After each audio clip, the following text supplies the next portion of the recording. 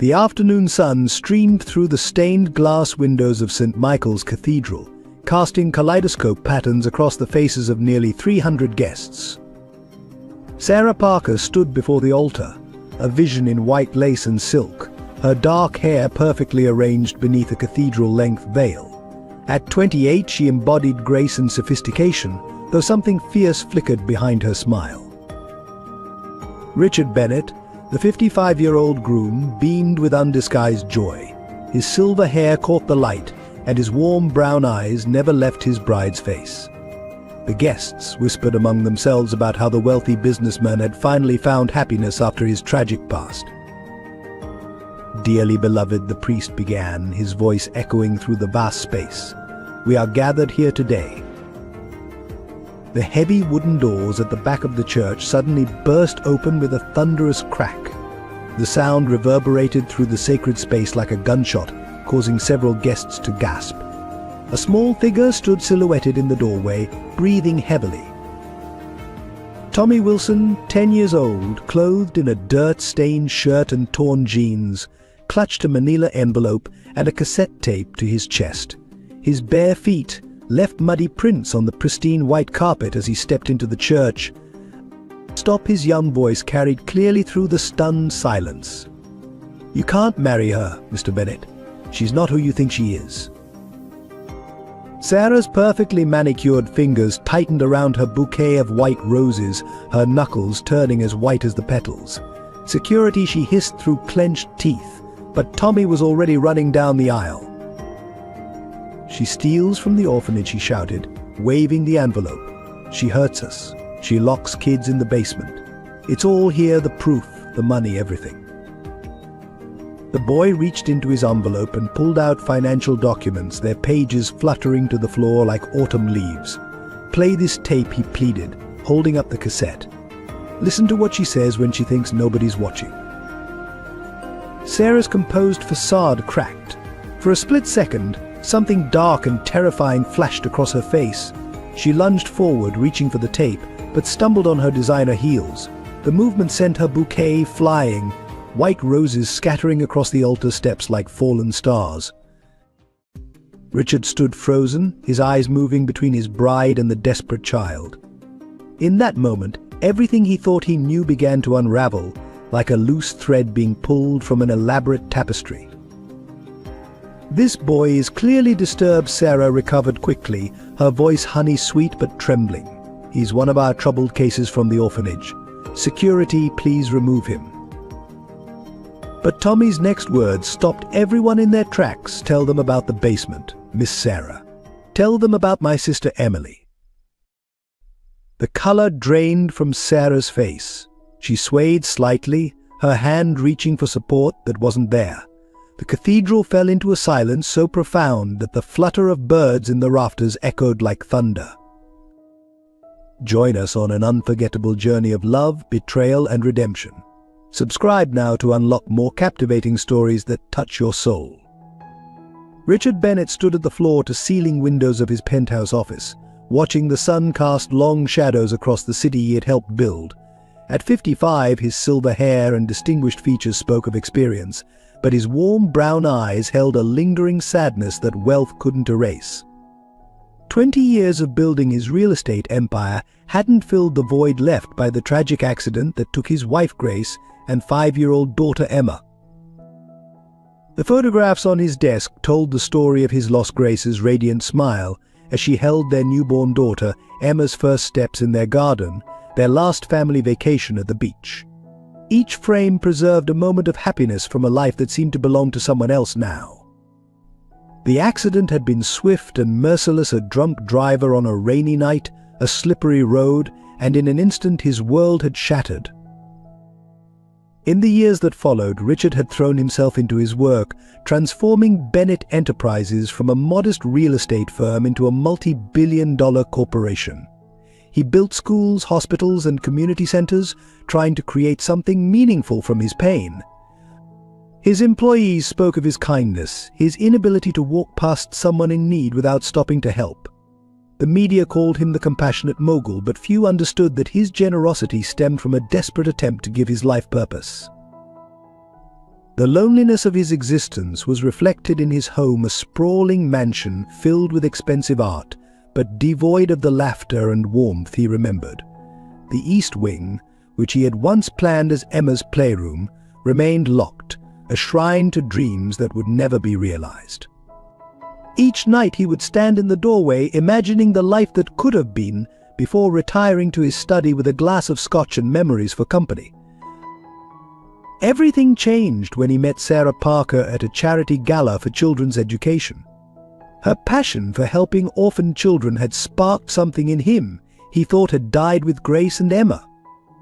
Her dedication to running the Hope Haven orphanage seemed like a sign perhaps this was his chance to heal, to create a new family while helping children who had lost their own.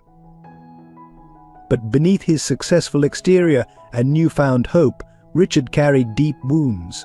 He blamed himself for working late the night of the accident, for not being there to drive his family home. The guilt had shaped him into someone who struggled to trust his own judgment in personal matters, even as he made million-dollar business decisions with unwavering confidence. His proposal to Sarah had been both an act of love and an attempt at redemption. In her, he saw the possibility of not just personal happiness, but a chance to make a difference in the lives of countless children. The wedding preparations had filled his empty mansion with activity and purpose, making him feel truly alive for the first time in decades. Yet there were moments, quiet instances when Sarah thought he wasn't watching, when something in her expression reminded him of the shadows he sometimes glimpsed in his own mirror, a darkness born of loss and pain. He had dismissed these observations, attributing them to his own paranoia and fear of happiness.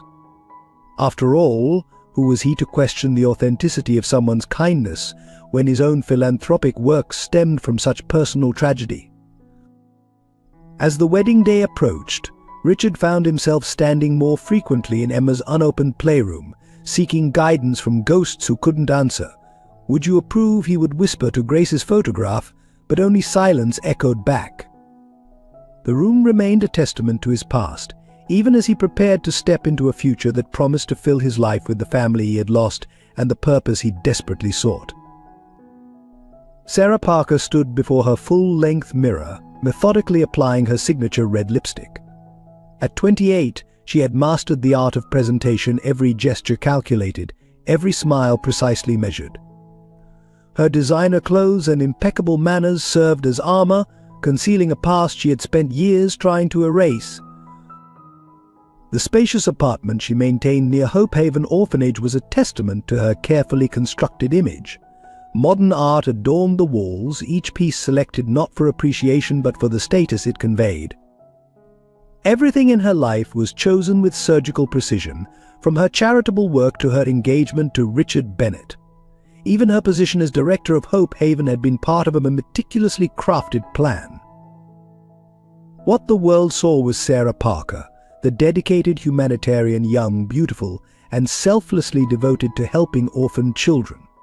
Local newspapers frequently featured her, praising her innovative programs at Hope Haven and her ability to secure donations from wealthy benefactors. Her engagement to Richard Bennett had been portrayed as a fairy tale, the compassionate philanthropist finding love with a like-minded soul. But beneath the polished surface lurked memories of Sarah Wilson, a scared little girl abandoned at that very same orphanage 20 years ago. She remembered the cold nights, the gnawing hunger, the crushing feeling of worthlessness. While other children dreamed of being adopted, young Sarah had learned a harder lesson in this world. Power was the only protection against pain. She had clawed her way out of poverty through sheer determination, changing her last name and creating a new identity. Her intelligence and beauty became weapons, her charm a carefully honed tool. Each step up the social ladder had been calculated, each relationship cultivated for its potential value. The children at Hope Haven were merely props in her performance, their suffering a necessary component of her rise to power. In private moments, Sarah would sometimes catch her own reflection and see traces of that abandoned child. These glimpses would trigger a rage so profound it frightened even her. She channeled this anger into her ambitions, using it to fuel her relentless pursuit of wealth and status. The orphanage became her kingdom, a place where she could exercise the control she had never had as a child. But her engagement to Richard Bennett represented the culmination of years of planning. His wealth and influence would finally give her the security she craved, and his tragic past made him perfectly vulnerable to her manipulations. She had studied him for months before their chance meeting at the charity gala, learning his habits, his weaknesses, and most importantly, his guilt over his family's death. The irony of using an orphanage to advance her goals was not lost on her. Each time she walked through Hope Haven's halls, past the hungry children and cold dormitories, she felt a twisted satisfaction. These children would learn the same lesson she had: the world was cruel, and only the strong survived. Yet sometimes, in the dead of night, Sarah would wake from dreams of her own childhood, her heart racing and her pillow wet with tears. These moments of vulnerability would be quickly suppressed, buried beneath layers of ambition and carefully constructed lies. She had not come this far to be undone by sentiment. As her wedding day approached, Sarah focused on the final details of her plan.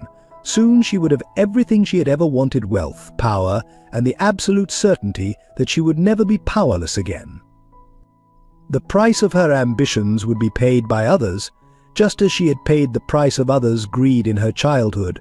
It was, she believed, simply the natural order of things. Tommy Wilson sat in the corner of Hope Haven's dormitory, his small fingers tracing the worn photograph of a smiling toddler, his sister Emily. At 10 years old, his eyes carried a wisdom far beyond his years, a result of experiencing more pain than any child should endure. Despite his young age, Tommy had become the unofficial protector of the younger children at Hope Haven, sharing his meager food portions and offering comfort during the cold nights. The siblings had been separated 3 years ago when Emily, then only 4, was moved to what Sarah Parker called the special care section of the orphanage. Tommy had been allowed to see her only twice since then, each visit supervised and brief. The last time Emily had seemed different, quieter, fearful, her once bright eyes dulled by something Tommy couldn't understand but knew was wrong. During the day, Tommy attended the local public school, where he excelled in his studies despite the challenges of his circumstances. His teachers often remarked on his extraordinary intelligence and questioning mind, though they worried about the dark circles under his eyes and his worn clothing. At night, he would secretly teach the younger children to read and write, using books he borrowed from the school library. His observant nature had made him particularly dangerous to Sarah Parker's operation. He noticed the discrepancies between the donations the orphanage received and the conditions they lived in. He saw how food deliveries would arrive but never make it to the children's plates. Most importantly, he heard conversations in offices late at night, angry phone calls, and the muffled cries from the basement that the staff pretended not to notice.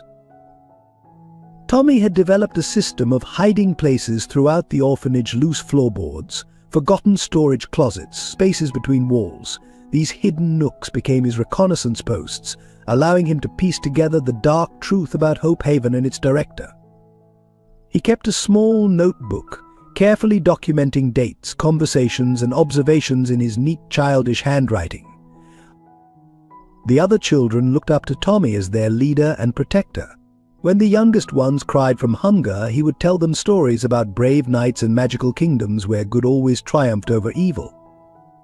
He organized small acts of resistance, sharing food, creating makeshift blankets from discarded materials, and maintaining a network of lookouts to warn of Sarah's unexpected inspections. But it was Emily who drove him to take the ultimate risk. The night he overheard Sarah's plans for after the wedding plans that included disposing of troublesome children, Tommy knew he had to act. The thought of his sister in danger gave him the courage to break into Sarah's office, to gather the evidence that would expose the truth, no matter the cost to himself. His small frame carried the weight of responsibility far too heavy for his young shoulders, yet beneath the serious exterior was still a child who longed for the simple comfort of a family's love. He kept a secret collection of newspaper clippings about happy adoptions, dreaming of a day when he and Emily might find a real home together.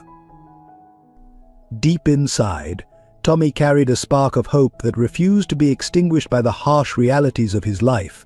He believed in justice, in the power of truth to overcome evil, even when everything around him suggested otherwise. This unwavering faith, combined with his natural intelligence and protective instincts, made him a formidable opponent to Sarah's schemes, despite his young age. As the wedding day approached, Tommy felt the weight of his mission growing heavier. The evidence he had gathered was his only weapon against Sarah's carefully constructed facade. The lives of Emily and all the other children at Hope Haven depended on his courage to speak the truth. In his heart, he knew that stopping the wedding might be his only chance to save not just his sister, but all the forgotten children of Hope Haven. The late afternoon sun cast long shadows across Manhattan's busy streets as Richard Bennett left his office, his mind preoccupied with wedding details. Sarah had been sending him messages all day about final arrangements, flowers, seating charts, the band's playlist. His phone buzzed again as he slipped behind the wheel of his Mercedes, Sarah's smiling profile photo lighting up the screen. "Just one quick response," he muttered, his fingers moving across the keyboard. The message was about the flowers for the church, white roses or lilies, a decision that seemed crucial to Sarah. The traffic light ahead had just turned green, and Richard was still looking down at his phone, trying to craft the perfect response to appease his perfectionist fiancée. He never saw Tommy Wilson dart out from between the parked cars. The sound of impact was sickeningly soft, a muffled thud followed by a child's cry cut short. Richard's foot slammed on the brake, the tires screaming against the asphalt. Time seemed to slow to a crawl as he watched a small body roll across his hood and crumple to the ground. "No, dear God, no." Richard's voice was barely recognizable as he scrambled out of the car. The boy lay motionless on the pavement, one sneaker knocked several feet away by the impact. A crowd was already gathering, phones raised to record the scene, voices murmuring accusations and concern. Richard fell to his knees beside the child, his hands hovering helplessly over the small, broken form. Blood trickled from a cut on the boy's forehead, and his clothes, already worn and patched, were torn from the impact. "Someone call an ambulance," Richard shouted, his voice cracking with desperation. The boy's eyes fluttered open briefly, revealing a depth of intelligence and fear that pierced Richard's heart. "Hold on, son," Richard whispered, carefully cradling the child's head. "Help is coming." "I'm so sorry. I'm so terribly sorry." The minutes until the ambulance arrived felt like hours. Richard stayed by the boy's side, speaking softly, trying to keep him conscious. He noticed details that would haunt him later: the holes in the child's socks, the way his ribs showed through his thin shirt, the small notebook that had fallen from his pocket, its pages covered in careful handwriting. When the paramedics finally arrived, Richard insisted on accompanying them to the hospital. His phone continued to buzz with messages from Sarah, but he couldn't bring himself to look at it. The device that had caused this tragedy now felt like a burning coal in his pocket. In the emergency room, Richard paced the sterile hallway, his expensive suit wrinkled, his silver hair disheveled from running his hands through it countless times. The guilt was overwhelming. He had been distracted by wedding flowers while a child ran for his life, though he didn't yet understand the true significance of that fact. Mr. Bennett, a nurse, approached with a clipboard. "We need some information about the boy." Richard's stomach twisted as he realized he knew nothing about the child he had hit. I don't know him," he admitted, shame coloring his voice. "It was an accident." "I was looking at my phone." The confession felt like acid in his mouth. The nurse's professional mask slipped slightly, revealing disapproval. He had no identification on him, but he was carrying this. She handed Richard the notebook she had found in the boy's pocket. "There's a name inside: Tommy Wilson." Richard opened the notebook with trembling hands. The neat, childish writing detailed observations about daily life at Hope Haven Orphanage, missing food deliveries. locked basement doors, children's cries in the night. His blood ran cold as he recognized the name of the institution his fiancée ran with such acclaimed dedication. Hope Haven, he whispered more to himself than the nurse. But that's... Before he could finish the thought, a doctor burst through the emergency room doors. "Mr. Bennett, the boy is stabilized, but there's something you need to see." The doctor's face was grave as he held up an X-ray. "These older injuries, they're not from the accident. This child has been systematically abused." Richard felt the world tilt beneath his feet. In one terrible moment, everything began to connect: the orphanage, Sarah's passionate dedication to her work, and now this battered child with his notebook full of dark secrets. The wedding flowers suddenly seemed very far away indeed. Sarah Parker was in the middle of a wedding consultation when her phone buzzed with an urgent message from Hope Haven's night supervisor. Her perfectly manicured nails paused over a sample of silk ribbons as she read the text: "Tommy Wilson missing. Last seen heading downtown. Files compromised." The color drained from her face, though her composure never wavered. "Excuse me," she smiled sweetly at the florist. "A small emergency at the orphanage requires my attention." Her heels clicked purposefully across the marble floor as she made her way to her car, her mind already calculating potential damage control scenarios.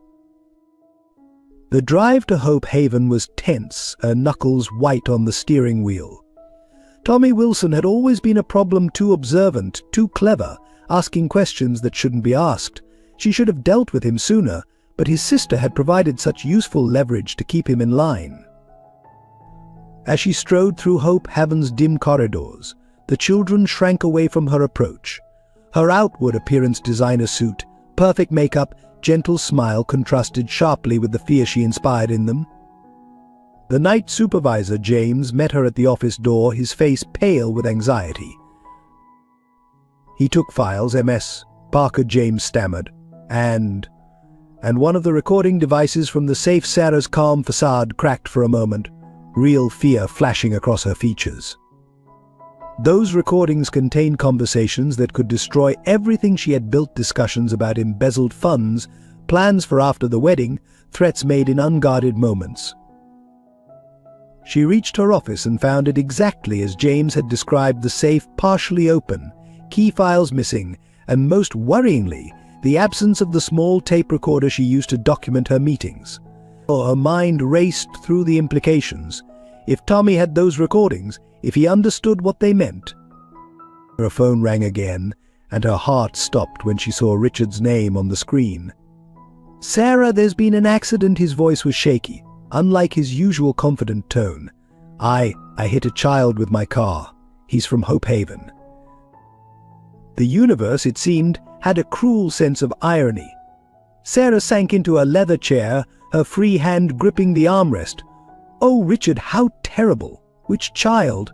Are they all right?" Her voice was perfectly modulated to convey concern while her mind raced through contingency plans. "His name is Tommy Wilson." Richard's words hit her like a physical blow. "He's stable now, but Sarah, there are signs of previous abuse. The doctors are asking questions." Sarah's training kicked in, years of manipulation and damage control taking over. "Tommy is one of our most troubled cases," she said smoothly. "He often runs away, gets into fights. We've been trying to help him, but..." She let her voice trail off, implying a history of self-inflicted injuries and behavioral issues. "I'm at Metropolitan Hospital," Richard continued. "Maybe you could bring his files? Help explain his situation to the doctors." "Of course, darling," Sarah replied, her mind already crafting a narrative that would explain away any suspicious injuries. "I'll be there as soon as I can gather the necessary documentation." After hanging up, Sarah's composed expression dissolved into one of cold fury. She pressed the intercom button. "James, bring Emily Wilson to my office. Now." Minutes later, a small girl with Tommy's same dark eyes was led into the room. At 7 years old, Emily still carried traces of the infant beauty that had made her valuable to Sarah's other enterprises. "But sit down, Emily," Sarah said, her voice honey-sweet but laced with poison. "Your brother has been very naughty," she continued, watching the child's face pale. "He's trying to ruin everything, and now he's gotten himself hurt. You remember what happens to children who cause trouble, don't you?" Emily nodded mutely, her small hands clutching the hem of her worn dress. Sarah reached out to stroke the girl's hair, a gesture that made Emily flinch. "So you'll be a good girl and tell the doctors exactly what I tell you to say, won't you? For Tommy's sake." The child's whispered yes, Ms. Parker, was barely audible, but it was enough. Sarah stood smoothing her skirt and gathering the carefully edited versions of Tommy's files she would present to the hospital. She had spent years building her empire of lies, and she wasn't about to let one observant child tear it down. As she left her office, Sarah caught her reflection in the window, perfect, poised, and utterly ruthless. She had clawed her way out of poverty through far worse situations than this. Tommy Wilson would learn, as she had, that the truth was a luxury some people couldn't afford. At Metropolitan Hospital, Tommy Wilson drifted in and out of consciousness, the harsh fluorescent lights blurring above him. Through the haze of pain medication, he was acutely aware of the missing weight of his notebook and the recordings his evidence, his only hope of exposing Sarah Parker's crimes. The door to his hospital room opened, and he heard Richard Bennett's voice speaking softly with the doctors. Tommy forced his eyes open, trying to focus on the man who had accidentally hit him. Despite his pain and fear, he recognized something in Richard's face that he had rarely seen in adults: genuine concern and remorse. "He's awake," the doctor announced, approaching Tommy's bedside. "Hello there, young man. How are you feeling?" Tommy tried to speak, but his throat was dry. Richard quickly offered him water, holding the cup carefully to his lips. The simple act of kindness nearly brought tears to Tommy's eyes. How long had it been since an adult had shown him such gentle consideration? "Mr. Bennett," Tommy managed to whisper, his voice urgent despite its weakness. "You need to know. Hope Haven, Ms. Parker." The sound of clicking heels in the hallway cut him off. Sarah Parker appeared in the doorway, her presence immediately filling the room with an invisible tension. Tommy instinctively tried to shrink deeper into the hospital bed, his heart monitor betraying his fear with quickened beeps. "Oh, you poor dear," Sarah cooed, her voice dripping with false sympathy. She moved to Tommy's bedside, opposite Richard. As she leaned down to smooth his hair, she whispered in his ear, so quietly that only he could hear. "Emily sends her love. It would be a shame if anything happened to her while you're here." Tommy's face went pale, and the heart monitor's beeping became more erratic. Richard noticed the change, his brow furrowing with concern. "Sarah, perhaps we should let him rest," he suggested, but Sarah was already pulling out a file folder. "I brought Tommy's records," she announced to the doctor. "As you can see, he has a history of self-destructive behavior. Running away, getting into fights." She began laying out papers that Tommy had never seen before, documents that painted a picture of a troubled, violent child. "That's not true," Tommy protested weakly, but Sarah continued as if he hadn't spoken, her voice smooth and professional as she detailed his supposed psychological issues and past injuries. Richard stood silently, watching the interaction. Something about the scene bothered him, the way Tommy's heart rate had spiked when Sarah entered, the fear in the boy's eyes that seemed at odds with Sarah's description of a troubled troublemaker. "Sarah," Richard interrupted suddenly, "how did you know to bring these files so quickly? I only just called you about the accident." A brief flash of something: surprise? Anger? Crossed Sarah's face before her professional mask slipped back into place. "Oh, we had already noticed Tommy was missing. I was gathering these files to file a police report when you called." But Richard was already reaching for Tommy's notebook, which he had placed on the bedside table. "Then, how do you explain this?" he asked, opening to a page filled with careful observations and numbers. "These look like financial records, Sarah. Records of donations that never seem to reach the children." Sarah's composure cracked slightly. "Richard, darling, surely you're not going to believe the scribblings of a disturbed child over your own fiancée." Tommy gathered his courage, knowing this might be his only chance. "Check the tape recorder," he said, his voice stronger now. "The one in my jacket pocket. MS Parker records everything in her office. She doesn't know I took it." The color drained from Sarah's face as Richard retrieved the small device from Tommy's torn jacket. "It's all there," Tommy continued. "How she steals the donation money, what she does to the children in the basement, what she's planning after the wedding." "This is ridiculous," Sarah snapped, reaching for the recorder, but Richard held it away from her grasp. The look in his eyes had changed the loving trust replaced by growing suspicion. "Sarah," he said quietly, "why don't we listen to this tape together?" In that moment, as Sarah's carefully constructed world began to unravel, Tommy saw something he had never expected to see: fear in the eyes of the woman who had terrorized him and so many others. The truth, so long buried under layers of lies and manipulation, was finally clawing its way to the surface.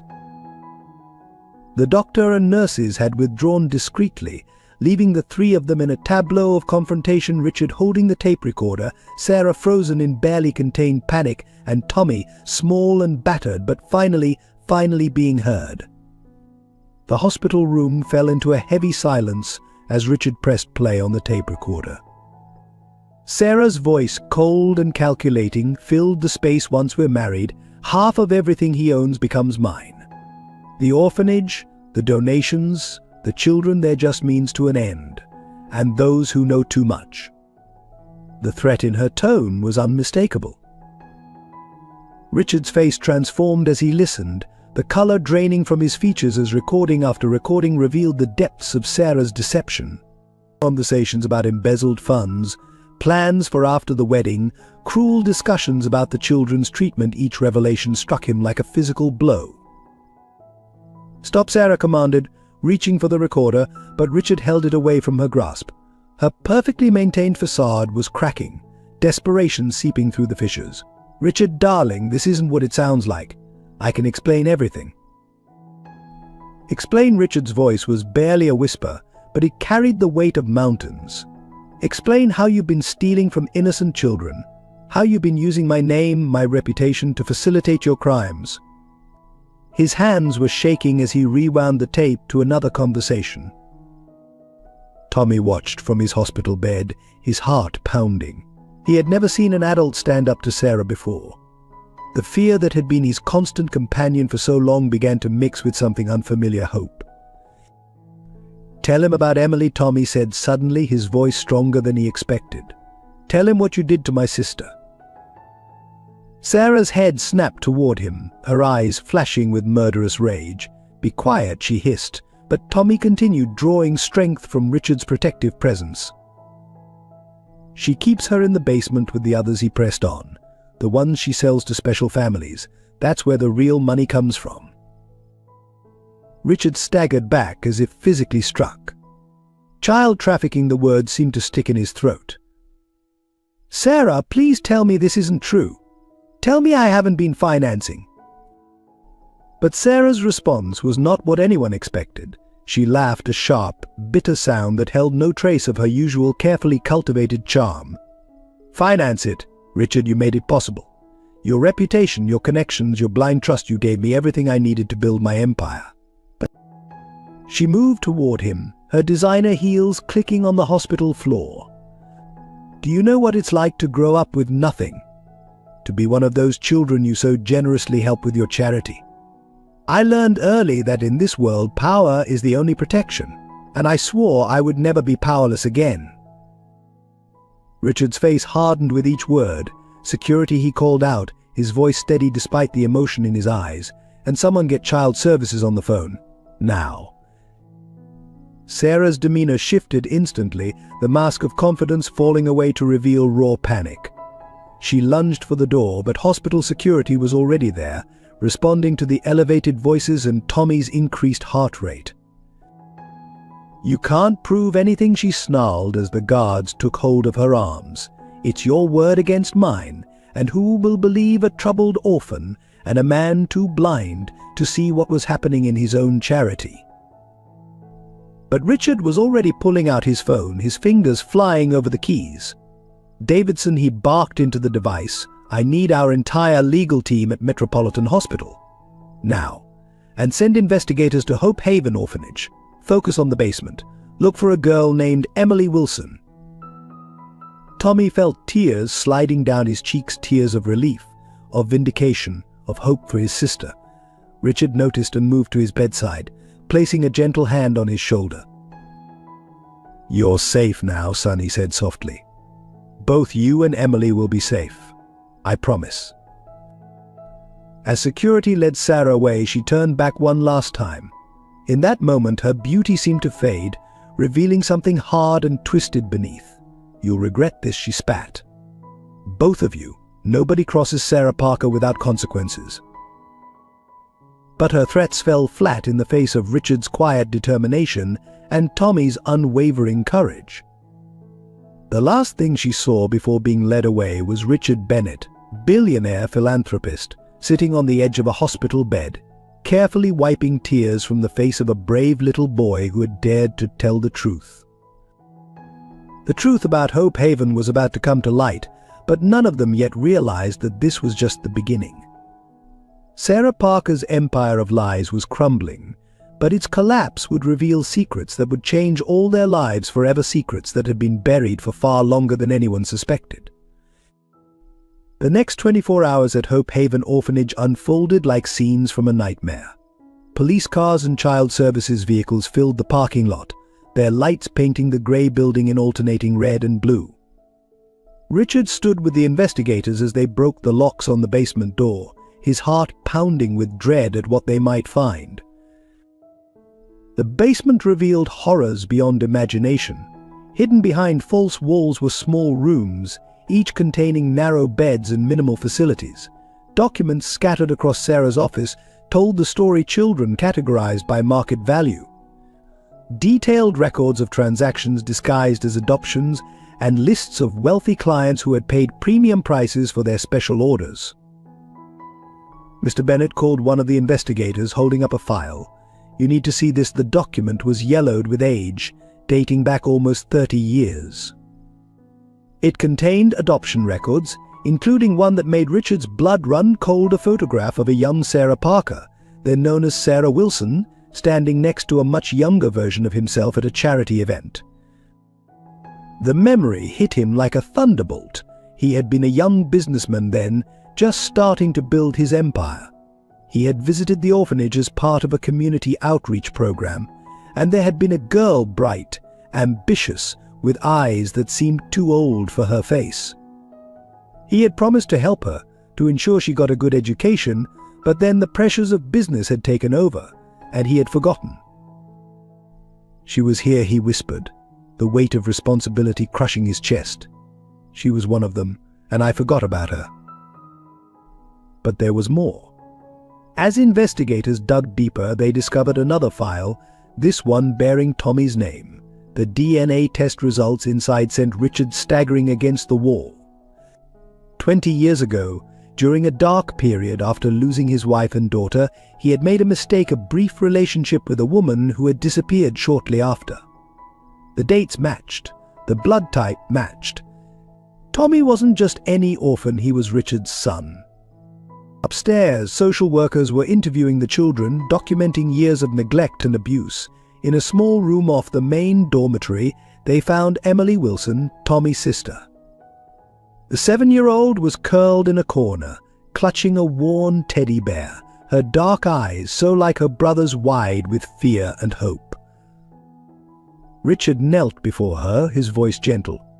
"Hello, Emily. I'm a friend of Tommy's." The girl studied him warily, years of learned distrust evident in her posture. "Your brother has been very brave," he continued. "And he's been looking for you for a very long time." Emily's lower lip trembled. "Is Tommy okay?" "MS. Parker said he was hurt bad." Richard felt tears prick his eyes. "He's going to be just fine. And so are you. Would you like to see him?" The girl nodded, and as Richard helped her gather her few belongings, he noticed a small locket around her neck. Inside was a photograph of a young woman with Tommy's eyes and Emily's smile. Their mother, he realized with a start, the woman he had known so briefly all those years ago. The evidence against Sarah mounted by the hour. Financial records revealed millions in embezzled donations, offshore accounts filled with profits from illegal adoptions, and a network of corruption that stretched into the highest levels of society. But it was the personal betrayals that cut deepest how she had known all along that Tommy was Richard's son, but had kept them apart, how she had used her own past as an orphan to manipulate and abuse other children. As night fell, Richard sat in his office at home, surrounded by files and photographs. The image of Sarah as a young orphan haunted him. He had been her chance at a different life, and his negligence had helped create the monster she became. Now, by some twist of fate, she had nearly succeeded in destroying his own son, the child he hadn't known existed. His phone buzzed with a message from the hospital. Tommy was asking for him. The boy had been quiet since Sarah's arrest, processing the day's events.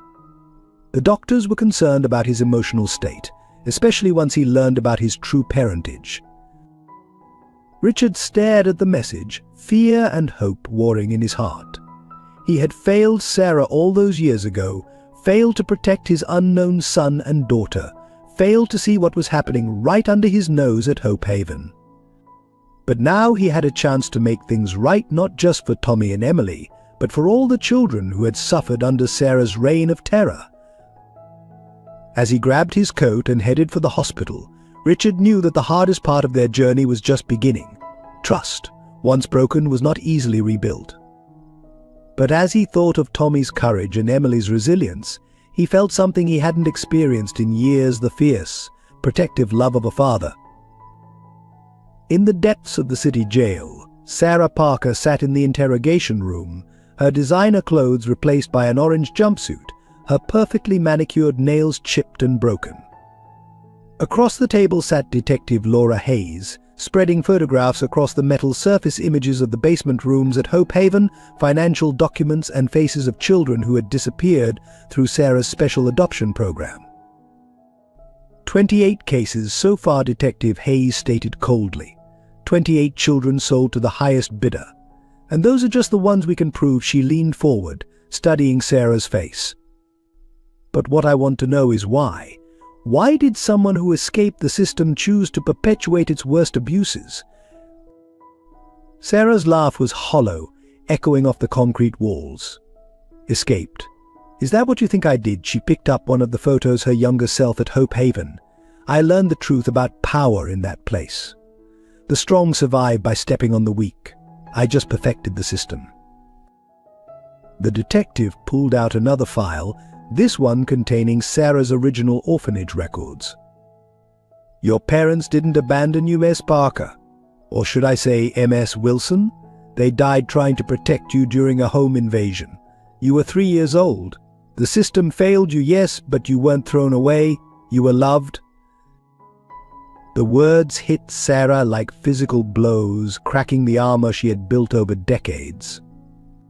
Her hands began to shake as she stared at the document she had never seen before: the police report of her parents' death, their life insurance policy that should have provided for her care, the letters from relatives who had tried to find her but been thwarted by bureaucratic errors. No, she whispered, her voice losing its usual polish. You're lying. I was abandoned, forgotten.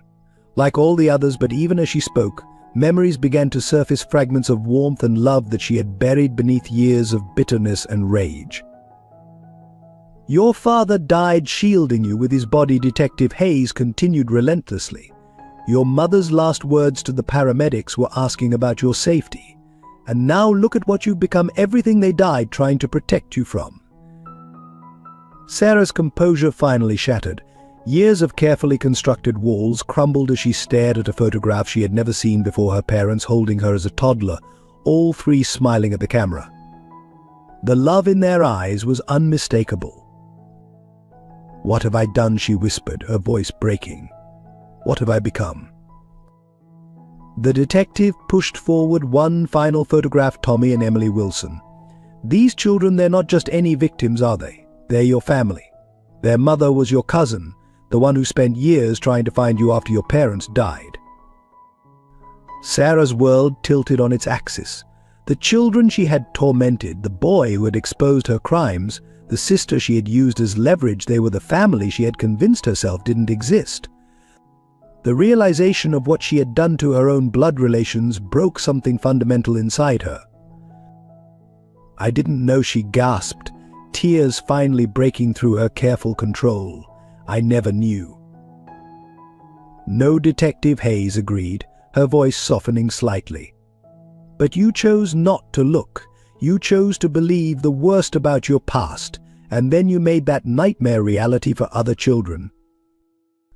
Sarah's shoulders began to shake with suppressed sobs. The carefully constructed narrative of her life, the abandoned orphan who had clawed her way to power, was unraveling in the face of a truth too painful to bear. She had become the very monster she had feared as a child. "Can I?" she hesitated, her voice small and unfamiliar even to herself. "Can I write to them? To Tommy and Emily. Not to ask forgiveness, I don't deserve that. But to explain. To tell them about their mother, about our family." Detective Hayes gathered the photographs, her expression professionally neutral, but her eyes holding a hint of compassion. "That will be up to their guardian, Richard Bennett, the man you tried to destroy while hiding the fact that his son was right under your nose." As the detective stood to leave, Sarah called out one last time. "Detective, the other children, the ones I sold, can they be found?" "We're already working on it. Thanks to Tommy's evidence and your records, we have leads on most of them." The detective paused at the door. "You can help make this right, MS Parker. It won't change what you've done, but you can help us bring those children home." Left alone in the interrogation room, Sarah Parker, the orphan who had become a monster, faced the ruins of her life's careful lies. On the table before her lay the truth she had spent decades running from. She had never been unloved, only lost. And in her quest for power and revenge against imagined wrongs, she had inflicted real horror on innocent children, including her own family. The sobs that finally broke free were those of Sarah Wilson, the 3-year-old girl who had lost everything and forgotten she was loved. They echoed off the concrete walls, a requiem for the person she might have been, and perhaps the first step toward the person she could still become. The spring sunlight streamed through the windows of Metropolitan Hospital as Richard Bennett sat beside Tommy's bed, watching his newly discovered son sleep. The boy's bruises were healing, but the emotional wounds would take far longer to mend. On the small bedside table lay a stack of documents, DNA test results, birth certificates, and court papers that would legally unite father and son. Emily was curled up in a chair on the other side of the bed, her small hand clutching her brother's. She hadn't left Tommy's side since their reunion, as if afraid he might disappear again. The teddy bear Richard had bought her was tucked under her arm, the first new toy she'd owned in years. She still startled at sudden movements and rarely spoke above a whisper, but there were moments when a smile would break through, transforming her face into a mirror image of her mother's photograph. Richard studied both children's faces, seeing echoes of himself in Tommy's determined chin and hints of their mother in Emily's gentle expressions. The weight of lost time pressed heavily on his heart, years he could never get back, birthdays he had missed, first days of school he hadn't known about. But more than regret, he felt a fierce determination to make things right.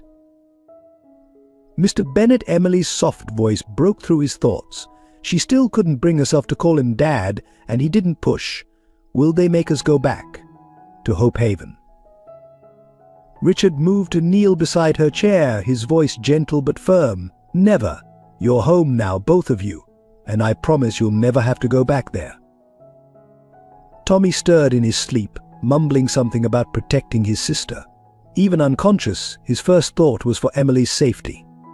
Richard felt his throat tighten with emotion, pride in his son's courage, mixed with sorrow for the circumstances that had forced a child to be so strong. A knock at the door announced the arrival of Dr. Sarah Matthews, the child psychologist who had been working with both children.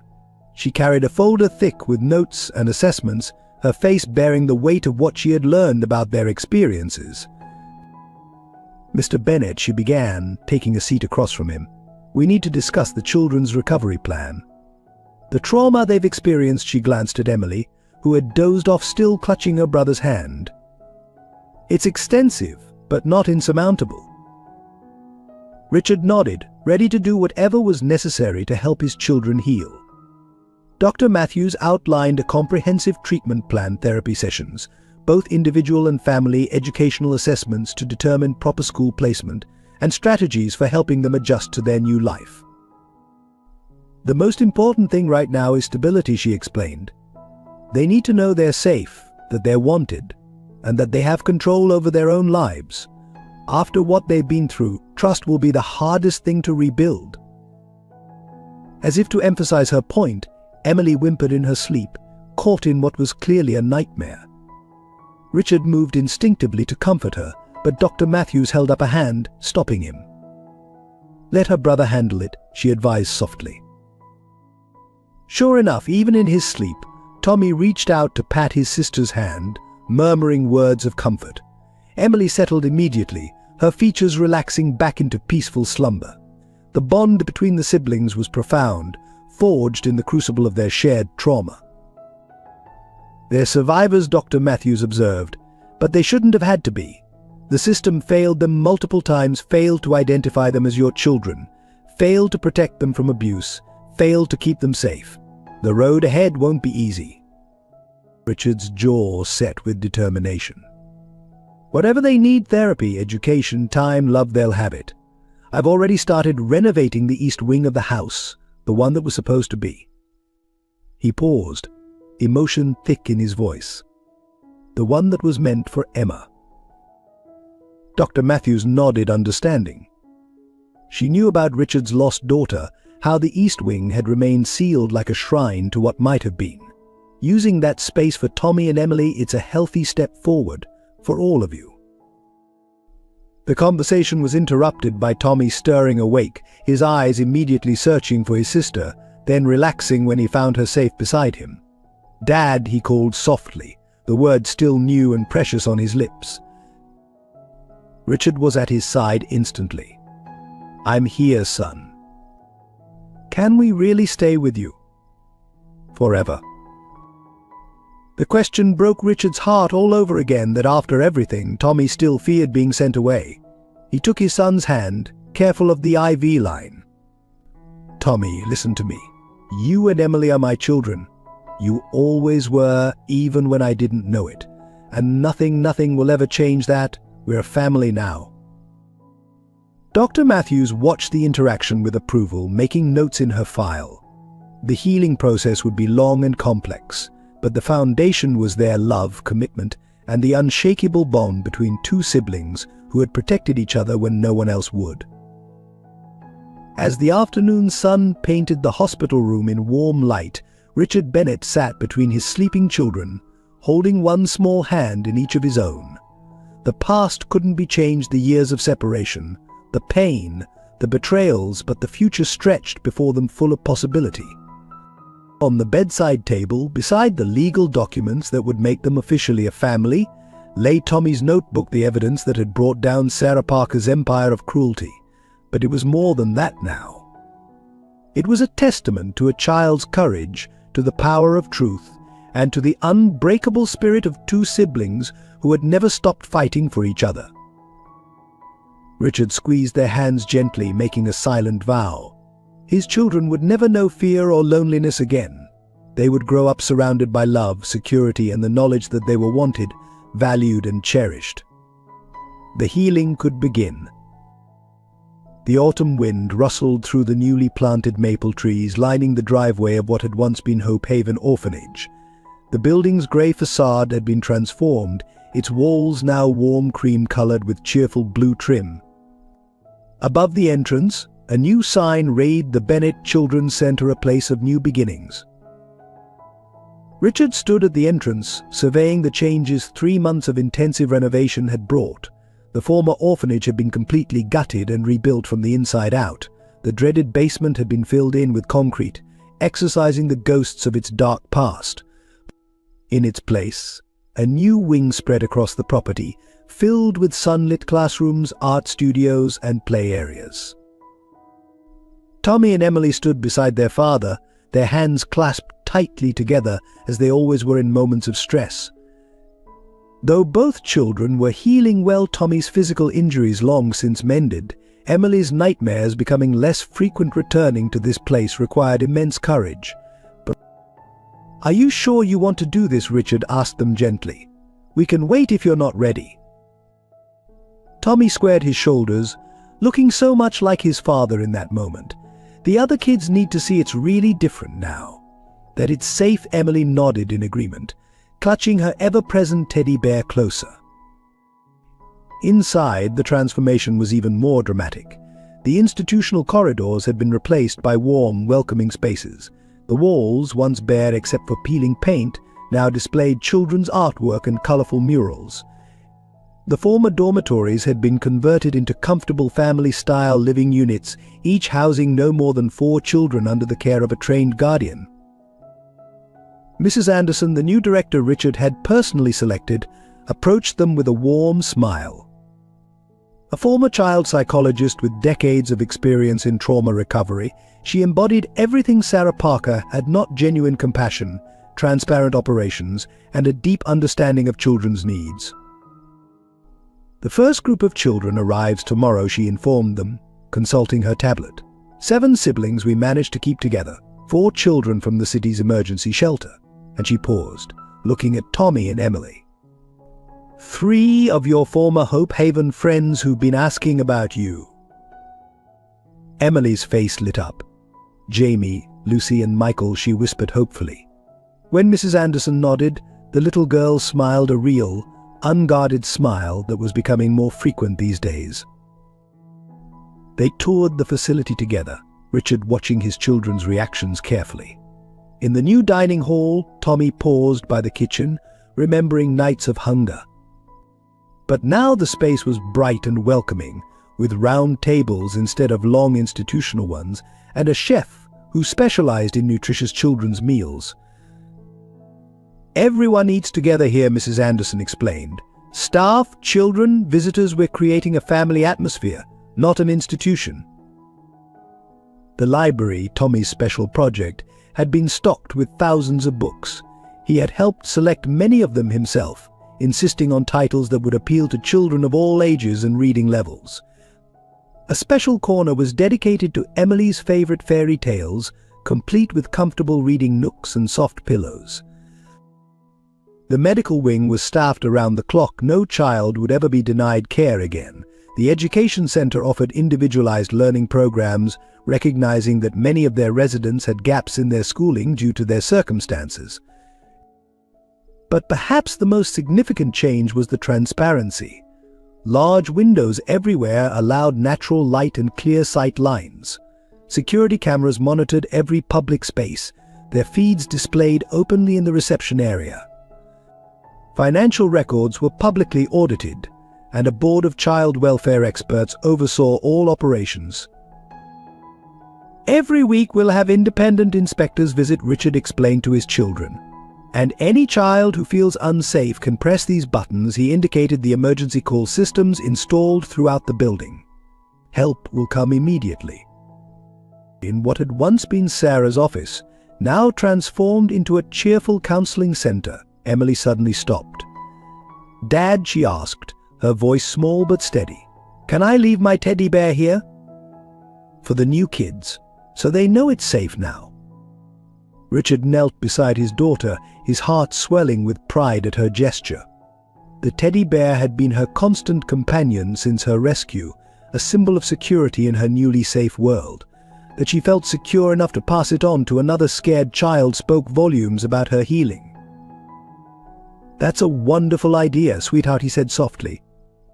"Where would you like to put it?"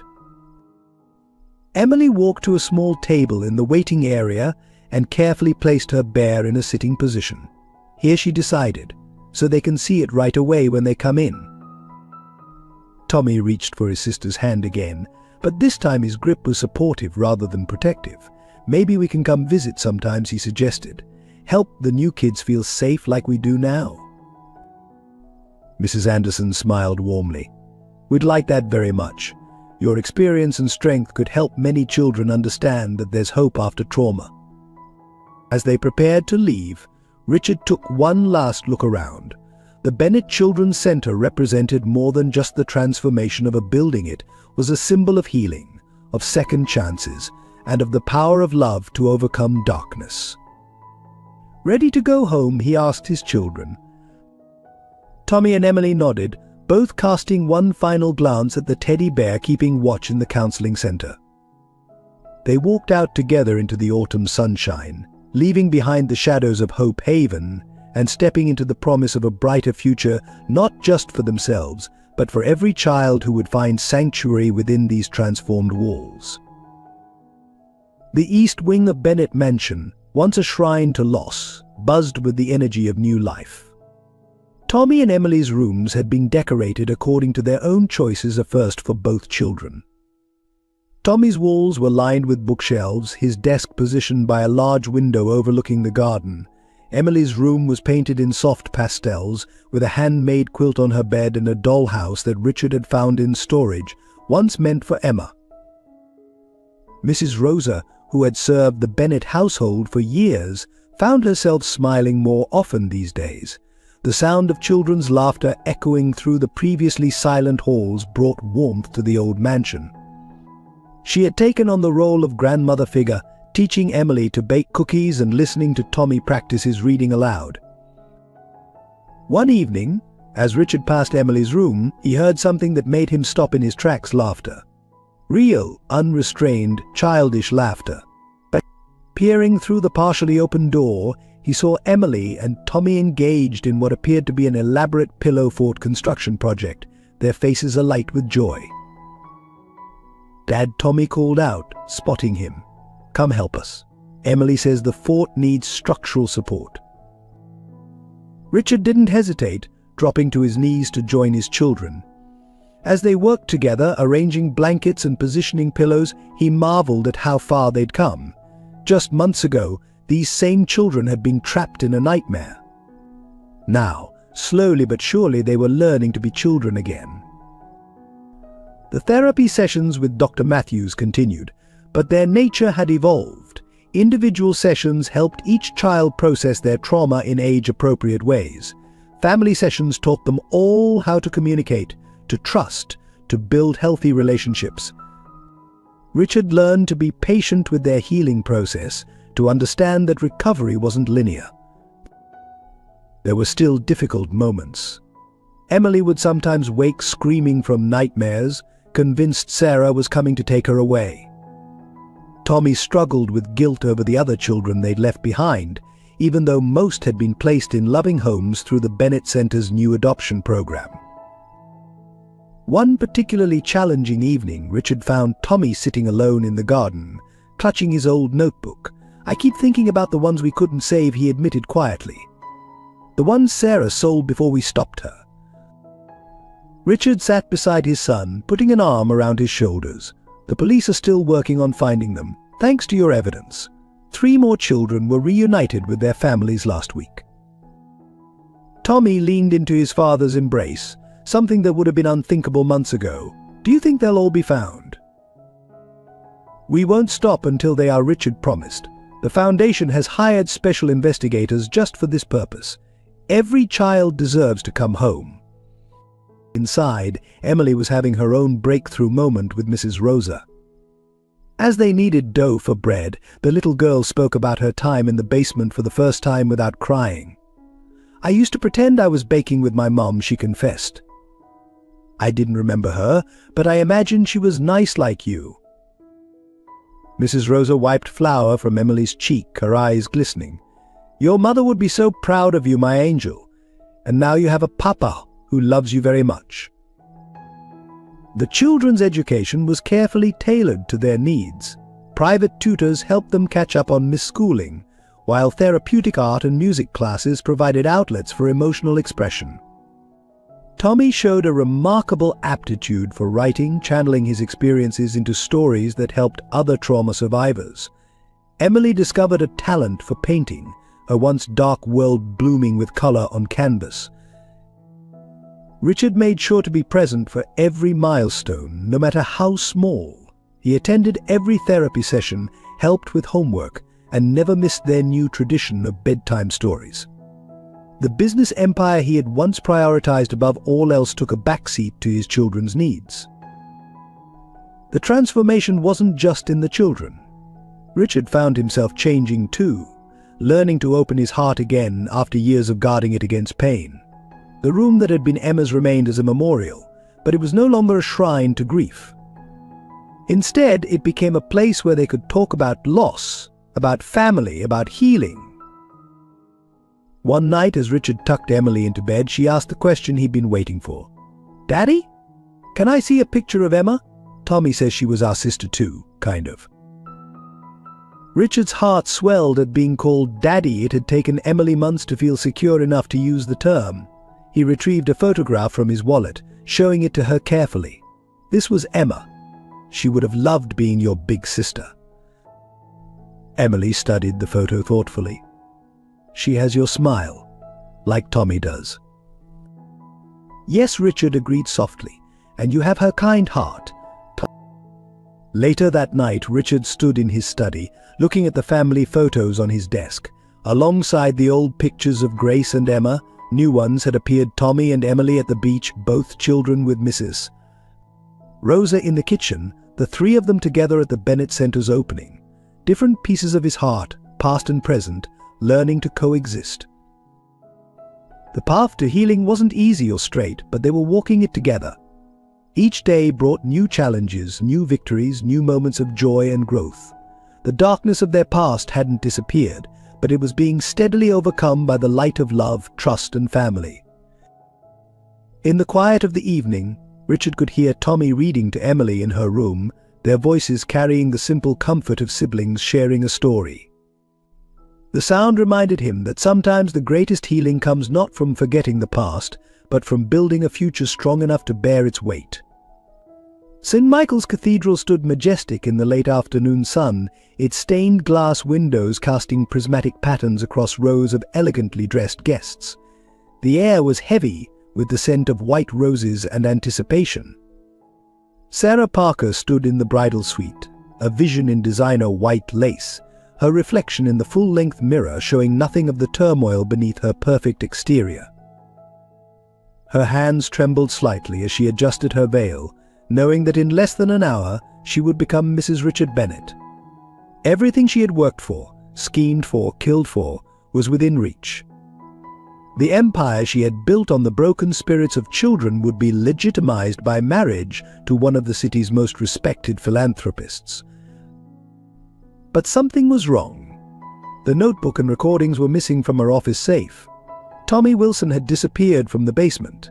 The carefully constructed walls of her deception were showing hairline cracks, threatening to shatter her perfectly planned future. 10 minutes, MS. Parker called the wedding coordinator through the door. Sarah took a deep breath, steadying herself. She had come too far to falter now. Whatever that troublesome boy had taken, whatever he thought he knew, she would handle it. She always had. The wedding march began to play, its solemn notes echoing through the cathedral's vast space. Sarah took her position at the great wooden doors, her bouquet clutched in white-knuckled hands. The doors swung open, and she began her carefully choreographed walk down the aisle. Richard stood at the altar, silver hair catching the light, his kind face beaming with genuine love and trust. The sight almost made Sarah falter a moment of genuine regret for what she was about to do to this man who had shown her nothing but kindness. Almost. The priest began the ceremony, his words about love and trust ringing hollow in Sarah's ears. She maintained her mask of devoted bride, letting tears of supposed joy slip down her cheeks at appropriate moments. The gathered guests sighed at the romantic scene, the beautiful young humanitarian marrying the wealthy widower. It was perfect, too perfect.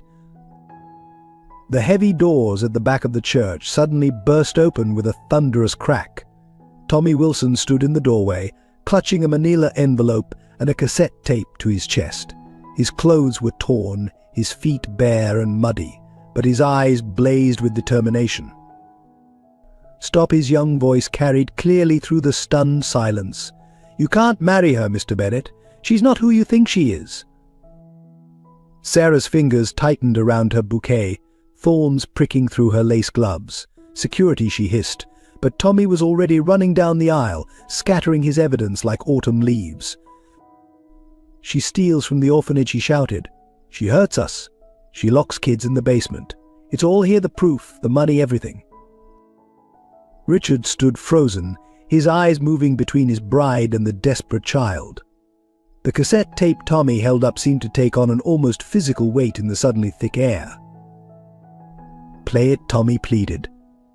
"Listen to what she says when she thinks nobody's watching." Sarah lunged for the tape, her perfect composure cracking. The movement sent her bouquet flying, white roses scattering across the altar steps like fallen stars. In that instant, her mask slipped, revealing something dark and terrifying beneath the beautiful surface. A church deacon had already connected the tape player to the sound system. Sarah's own voice, cold and calculating, filled the sacred space. "Once we're married, half of everything he owns becomes mine. The orphanage, the donations, the children, they're just means to an end, and those who know too much." The color drained from Richard's face as recording after recording played. Conversations about embezzled funds, plans for after the wedding, cruel discussions about the children's treatment. Each revelation struck like a physical blow. "Stop," Sarah commanded, her voice no longer sweet but sharp with panic. "This is ridiculous. You can't believe the ravings of a troubled child over your fiancée." But Tommy wasn't finished. "Tell them about Emily," he demanded. "Tell them about my sister and the others in the basement. Tell them what you really do with the children nobody wants." The gathered guests began to murmur, shock and horror spreading through the crowd like ripples in a poisoned pond. Sarah's carefully constructed world was crumbling around her, each revelation another crack in her perfect facade. She made one last desperate attempt to salvage the situation, turning to Richard with tears streaming down her face. "Darling, please," she pleaded, "don't let this troubled child destroy our special day. Everything I did for us." But Richard had already stepped away from her, his face transformed by understanding and revulsion. He moved to stand beside Tommy, placing a protective hand on the boy's shoulder. "The police are already on their way," he said quietly. "They're at Hope Haven right now, freeing the children in the basement. It's over, Sarah." The sound of sirens in the distance confirmed his words. Sarah's legs gave way, and she collapsed in a heap of white lace at the foot of the altar. The perfect bride was gone, leaving only the monster beneath exposed for all to see. As the police entered the cathedral, Tommy turned to Richard, his small face earnest. "I'm sorry I ruined your wedding," he whispered. Richard knelt beside the boy who had dared to tell the truth no matter the cost. "You didn't ruin anything," Sonny replied. "You saved me. You saved me. You saved all of us." The guests watched in stunned silence as Sarah Parker, the beloved humanitarian, was led away in handcuffs, her wedding dress dragging on the cathedral floor. The white roses that had decorated the church now lay scattered and broken, like the pieces of the life she had almost stolen. The truth had finally prevailed, but as Tommy watched his former tormentor being led away, he knew this was just the beginning. There were still children to save, wounds to heal, and a long path to justice ahead. But for now, standing in the cathedral with Richard's protective hand on his shoulder, he felt something he hadn't experienced in years. Hope. The hours following Sarah's arrest unfolded in a blur of police sirens, camera flashes, and shocked whispers. As the guests filed out of St. Michael's Cathedral, their faces a mixture of horror and disbelief, Richard stood in the sacristy with Tommy, waiting for news from Hope Haven. His phone rang Detective Hayes, leading the raid on the orphanage. "Mr. Bennett, we found them. All of them." Her voice cracked slightly. "There were 17 children in the basement, including Tommy's sister. They're being transported to Metropolitan Hospital now." Richard watched as Tommy's face transformed at the mention of his sister. The boy who had shown such incredible courage now looked like what he truly was, a scared child desperate to reunite with his sibling. "Can we?" Tommy started to ask, his voice trembling. "We're going right now," Richard assured him, already heading for the door. As they rushed to his car, reporters swarmed around them, shouting questions about Sarah, about the orphanage, about the shocking revelations at the wedding. "Mr. Bennett, did you know about your fiancé's activities?" "Tommy Wilson, how did you discover the truth? What about the missing children?" Richard shielded Tommy from the cameras, hurrying him into the car. As they pulled away from the cathedral, he could see Sarah being led to a police vehicle in her wedding dress, the white lace now sullied and torn, a fitting metaphor for the corruption beneath her beautiful facade. At Metropolitan Hospital, chaos reigned. The emergency department was overwhelmed with children requiring immediate medical attention. Some bore visible signs of abuse, bruises, malnutrition, fear etched into their young faces. Others showed deeper, less visible wounds that would take far longer to heal. Tommy broke away from Richard's side the moment he spotted Emily. His sister sat on an examination table, looking tiny and fragile in a hospital gown, but her face lit up when she saw her brother. The siblings collided in a tearful embrace, 7 months of separation dissolving in a moment of pure relief. Richard stood back, watching the reunion with tears in his eyes.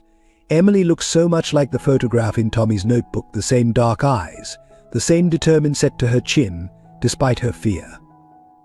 As he observed their interaction, he noticed something else, subtle similarities between the children and himself. The way Tommy's jaw clenched when he was trying to be brave, the arch of Emily's eyebrows when she was concerned. Dr. Matthews, the hospital's child psychologist, approached him with a thick file. "Mr. Bennett," she began carefully, "there's something you need to see." She opened the file to reveal a DNA test, one that Sarah had ordered months ago but kept hidden. The results confirmed what his heart had already begun to suspect. Tommy and Emily weren't just any children from the orphanage, they were his children, born to a woman he'd had a brief relationship with during his darkest days after losing his wife and daughter. Sarah had known all along, using his own children as pawns in her cruel game. The revelation hit him like a physical blow. All those months, his own children had been suffering under Sarah's care, while he lavished her with attention and praise. The guilt was overwhelming, but there would be time for that later. Right now, his children needed him. Detective Hayes arrived with more devastating news. A search of Sarah's office had uncovered records of dozens of children who had been sold to wealthy clients over the years. The trafficking network stretched across multiple countries, involving some of society's most prominent figures.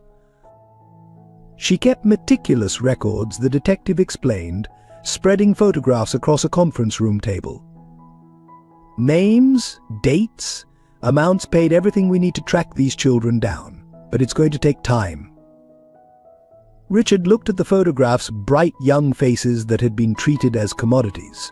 Each one represented a family torn apart, a childhood stolen. "Whatever resources you need," he stated firmly. "The Bennett Foundation will fund the search for every single child."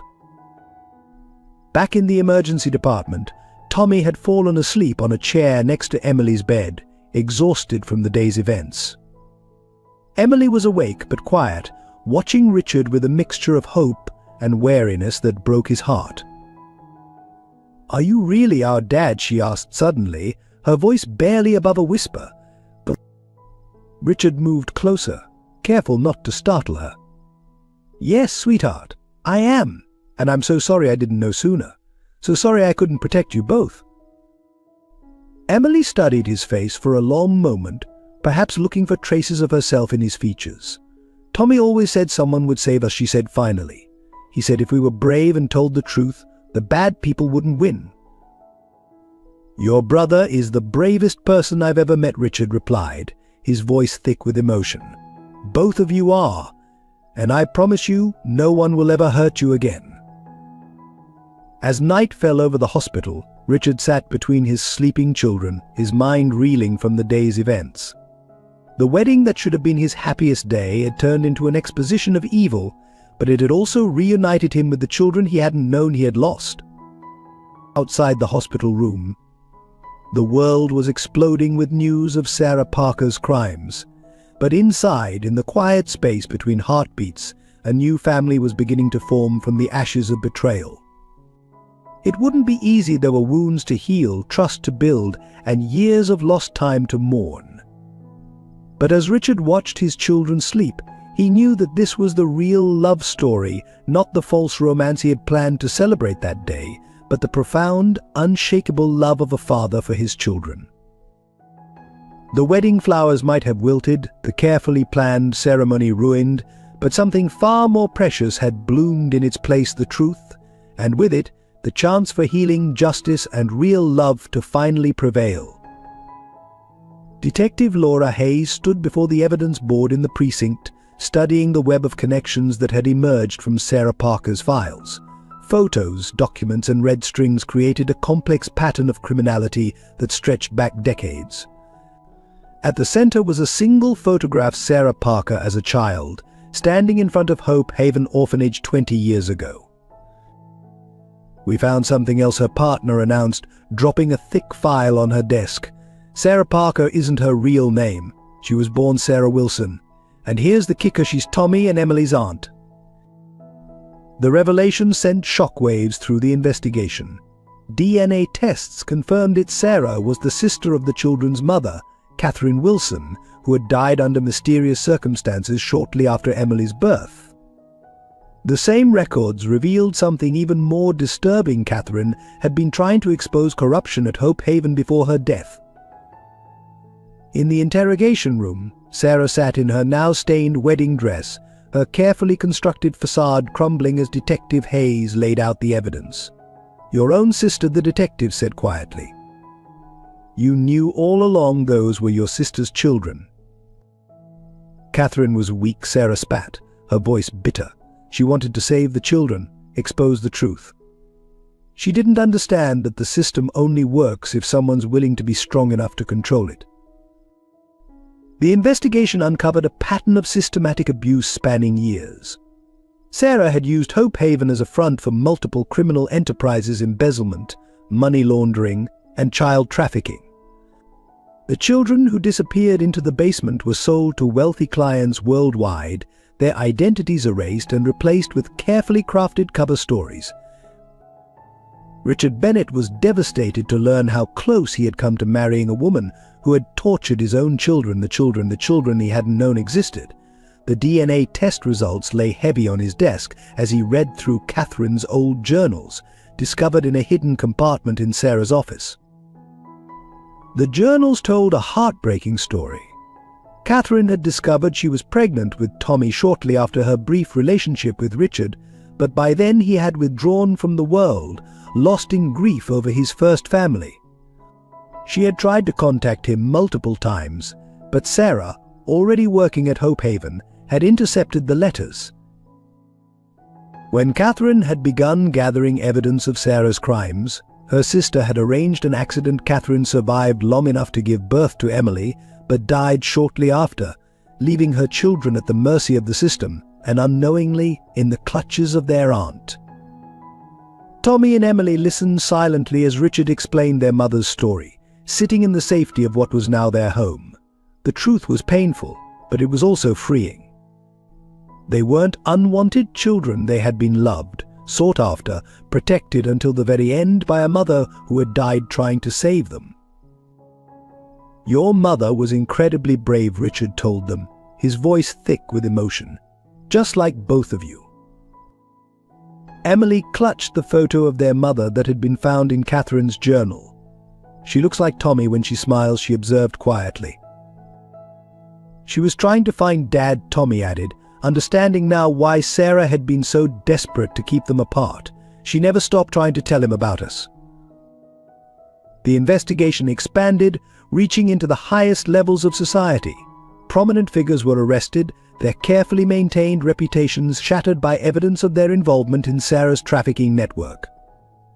Hope Haven's financial records revealed millions in embezzled funds, laundered through a complex web of charitable foundations. But amidst the darkness there was hope. Each new piece of evidence helped locate another missing child, another family torn apart by Sarah's cruelty. The Bennett Foundation established a special unit dedicated to finding and reuniting these families, providing whatever support they needed to heal. Sarah Parker, or Sarah Wilson, would spend the rest of her life in prison, her crimes too numerous and too heinous for any chance of parole. But even in custody, she provided one final service to justice. Her detailed records helped authorities dismantle similar trafficking operations across the country. For Richard, Tommy, and Emily, the truth brought both pain and healing. They grieved for Catherine, for the years of separation, for the suffering they had endured. But they also found strength in their shared history, in the knowledge that they had always been meant to be a family. "Your mother would be so proud of you both," Richard told his children one evening, as they sat together looking through Catherine's journals. "She never gave up fighting for what was right, just like you never gave up fighting for the truth." Tommy wrapped his arm around his sister protectively, a habit he would probably never lose. "Do you think she knows?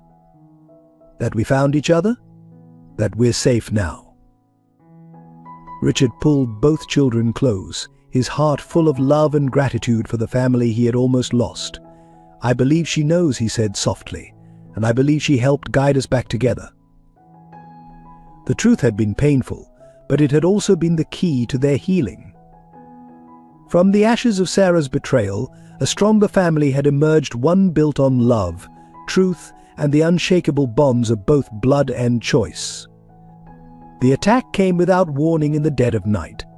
3 months after Sarah's arrest, as the Bennett household slept peacefully, dark figures slipped through the mansion's security systems with practiced ease. They moved with purpose, heading directly for the East Wing where Tommy and Emily slept. Tommy woke to the sound of muffled footsteps in the hallway. Years of survival instincts kicked in immediately. He slipped from his bed and crept to Emily's room, finding his sister already awake, eyes wide with fear. "Under the bed," he whispered, helping her into the hiding spot they had practiced during their therapy sessions.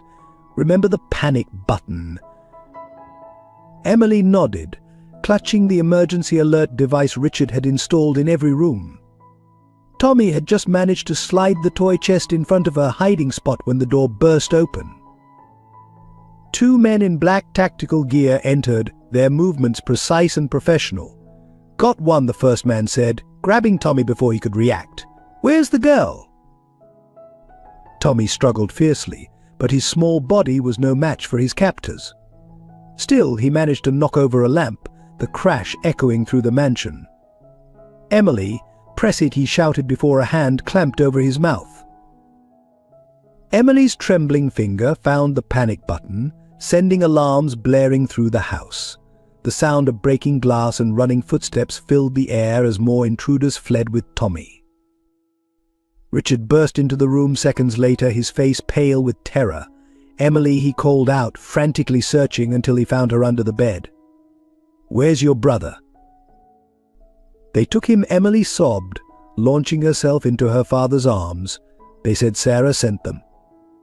They said if you want to see Tommy alive, you have to drop all the charges." The police arrived within minutes, but the kidnappers had vanished into the night. Detective Hayes coordinated an immediate search, but the perpetrators had left no traces. They were professionals, hired by what remained of Sarah's network. Hours passed in agonizing slowness. Richard paced the living room, his phone clutched in his hand, waiting for the ransom call. Emily sat curled in Mrs. Rosa's lap, refusing to sleep, her eyes fixed on the door, as if willing her brother to walk through it. When the call finally came, it wasn't a ransom demand. Instead, Sarah's cold voice filled the speaker. "Hello, Richard. Missing something?" If you hurt him, Richard's voice shook with rage and fear. "That depends entirely on you," Sarah replied. "Drop the charges. All of them. Recant your testimony. Sign over control of the Bennett Foundation to my associates. Do this and Tommy lives." Refuse. The sound of Tommy crying out in pain made Richard's blood run cold. "You have 1 hour to comply," Sarah continued. "And Richard, don't bother trying to trace this call. We're not amateurs." The next 50 minutes were a blur of activity. Detective Hayes set up a trace despite Sarah's warning. Richard's security team analyzed the background sounds from the call, searching for clues.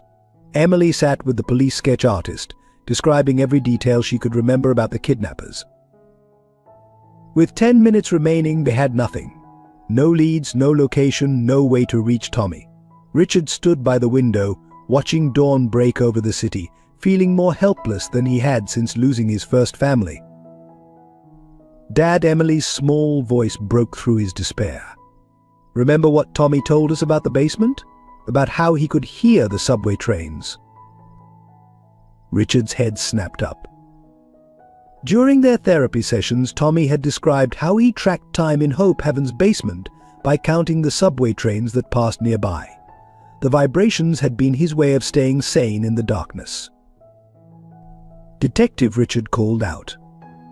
"The old Hope Haven building, is there a subway line that runs near it?" The blue line, Detective Hayes confirmed, already reaching for her radio. "And there's a maintenance tunnel that connects to the basement. We swept it during the initial investigation, but..."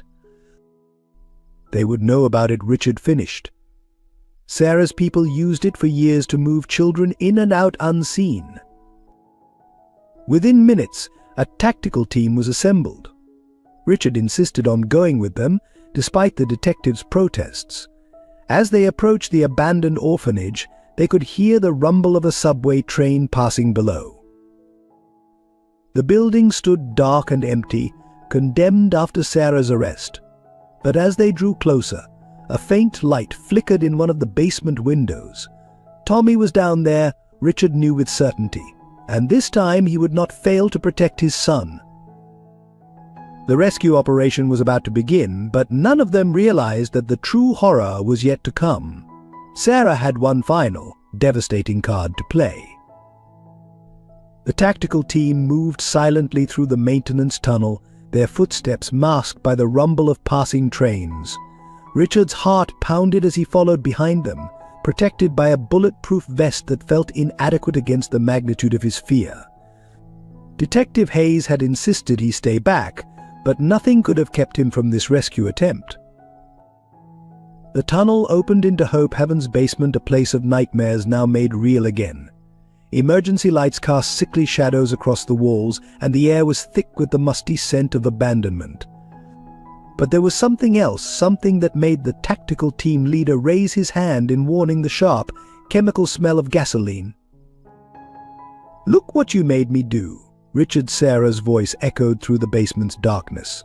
She stood at the far end of the room, looking deranged in her prison jumpsuit.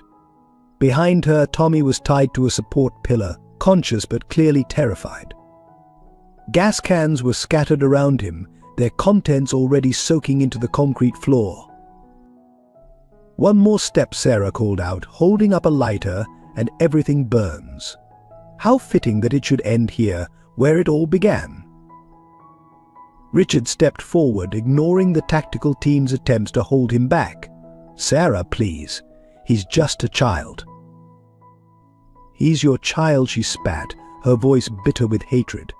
"Your precious heir, hidden from you all these years while I played the perfect fiancé. Did you ever wonder why he looked so familiar? Why he had your eyes, your stubborn chin?" The tactical team was spreading out, looking for clear shots, but Sarah's position behind Tommy made it impossible. One spark from the lighter, and the entire basement would become an inferno. "You want to know the truth?" Richard Sarah's laugh was hollow, echoing off the damp walls. "I knew who he was the moment Catherine brought him to Hope Haven. Your son, born of that brief affair you probably don't even remember. But you didn't deserve him. You, with your perfect life, your wealth, your reputation, you didn't deserve any of it. Tommy's eyes met Richard's across the room, and in that moment father and son shared a silent understanding. Tommy began counting under his breath, timing the passing trains just as he had during his captivity. Sarah Richard took another careful step forward, keeping her attention focused on him. Whatever I did to hurt you, whatever pain I caused, punish me. Not Tommy. Not any more children. Hurt me, Sarah's voice rose hysterically. You promised to help me, remember? The bright young orphan with so much potential. You were going to ensure I got an education opportunities. But then your precious wife and daughter died, and you forgot all about me. Left me to rot in that system. The pieces finally clicked into place. Sarah's obsession with him, her elaborate scheme to take over his life. She had been one of the countless children he had promised to help through Hope Haven before grief had consumed him and made him abandon his philanthropic work. 3, Tommy whispered, still counting train intervals. 2. I'm sorry, Richard said, and for the first time, Sarah's hand holding the lighter trembled. I failed you. I failed so many children. But this isn't the way, Sarah. It's not too late to do the right thing. 1, Tommy finished, just as the next train rumbled beneath them. What happened next seemed to unfold in slow motion. As the vibrations shook the basement, Tommy threw himself sideways, using the rope's slack to knock Sarah off balance. The lighter flew from her hand, arsing through the air like a deadly star. Richard moved without thinking, diving forward to catch the lighter before it could hit the gasoline-soaked floor. The tactical team swarmed in, subduing Sarah as she screamed in incoherent rage. But Dad, Tommy's cry broke through the chaos. Richard scrambled to his son, hands shaking as he untied the ropes. The moment Tommy was free, he threw himself into his father's arms, both of them trembling with relief and residual fear. I knew you'd come, Tommy whispered into Richard's shoulder. I counted the trains just like before. I knew you'd understand. But as they held each other in that dark basement, neither father nor son noticed Sarah managing to slip one hand free, reaching for something hidden in her jumpsuit. The real nightmare was about to begin, and this time, not everyone would make it out alive. The glint of metal in Sarah's hand caught Detective Hayes' eye a split second too late. Gun, she shouted. But Sarah had already broken free from her distracted guard, the small weapon she had concealed now aimed directly at Tommy and Richard. If I can't have the life I deserve, Sarah snarled, her finger tightening on the trigger, then neither can you. Time seemed to slow down as multiple events happened simultaneously. The tactical team raised their weapons, but Sarah's position near the gasoline made shooting too risky. Richard moved to shield Tommy with his body, knowing he wouldn't be fast enough. And through the basement door, a small figure darted into the room. Emily, who had followed the rescue team against all instructions, saw the gun pointing at her family and acted on pure instinct. She ran straight at Sarah, her small body colliding with their tormentor's legs just as the gun went off. The sound of the gunshot was deafening in the enclosed space. For a moment nobody moved. Then Sarah crumpled to the ground, the bullet having ricocheted off a metal pipe and struck her instead of its intended targets. Emily lay motionless beside her. The synchronized screams of father and brother shattered the frozen tableau. Richard reached his daughter first, gathering her small body in his arms. Blood stained her nightgown, but she was breathing. The bullet had only grazed her shoulder. I couldn't let her hurt Tommy again, Emily whispered, her voice weak but determined. We promised to protect each other. The tactical team secured Sarah, who was alive but seriously wounded. As medics rushed in to treat both casualties, Detective Hayes knelt beside the fallen woman. It's over, Sarah, she said firmly. The only person you've destroyed is yourself. In the ambulance, Richard held both his children close, unwilling to let either out of his sight. Tommy hadn't stopped holding his sister's hand, his face streaked with tears of guilt and relief. Emily, despite the pain of her wound, kept reassuring them both that she was okay. "I heard everything on Dad's phone," she explained, as paramedics treated her injury. "I couldn't stay home knowing Tommy was in danger. We're family, we stick together." At the hospital, as doctors examined Emily and treated her wound, Richard and Tommy sat in the waiting room, still processing the night's events. "She could have died," Tommy said quietly, his voice shaking. "Emily could have died because of me." Richard pulled his son close. "No, Tommy. Emily could have died because of Sarah's choices, not yours. You both showed incredible bravery tonight, but please promise me you'll never put yourselves in danger like that again. I can't lose either of you." The news about Sarah came later that night. The bullet had caused more damage than initially thought, and despite the surgeon's best efforts, she didn't survive. Her last words, according to the attending nurse, were a whispered, "I'm sorry." Detective Hayes brought them the final piece of evidence found in Sarah's possession, a crumpled photograph showing her as a young girl, standing next to Richard at a Hope Haven charity event. On the back was written in childish handwriting, "The day someone promised to save me." Richard stared at the photograph for a long time, remembering that day, remembering the bright young girl who had reminded him so much of his lost daughter. If he had kept his promise then, if he hadn't let his grief consume him, how many lives might have been different? But looking at Tommy and Emily, now sleeping peacefully in Emily's hospital room, he knew he couldn't change the past. He could only ensure that no other child would be forgotten or abandoned as Sarah had been. The night's events made headlines across the city. Tragic end to Hope Haven saga. Former orphan's revenge plot foils itself. Young girl's bravery saves family. But for the Bennetts, the real story wasn't in the newspapers. It was in the quiet moments of healing that followed, in Emily's proud showing of her battle scar, in Tommy's fierce protectiveness of his sister, in the way they both slept better knowing Sarah could never hurt them again. The basement of Hope Haven would later be filled with concrete, the building itself torn down to make way for a new children's center. But the lessons learned there about courage, sacrifice, and the devastating cost of broken promises would never be forgotten. In the weeks following Sarah's death, Detective Hayes continued to unravel the complex web of secrets surrounding Hope Haven. Each new discovery painted a more devastating picture of how deep the corruption had spread and how many lives had been affected.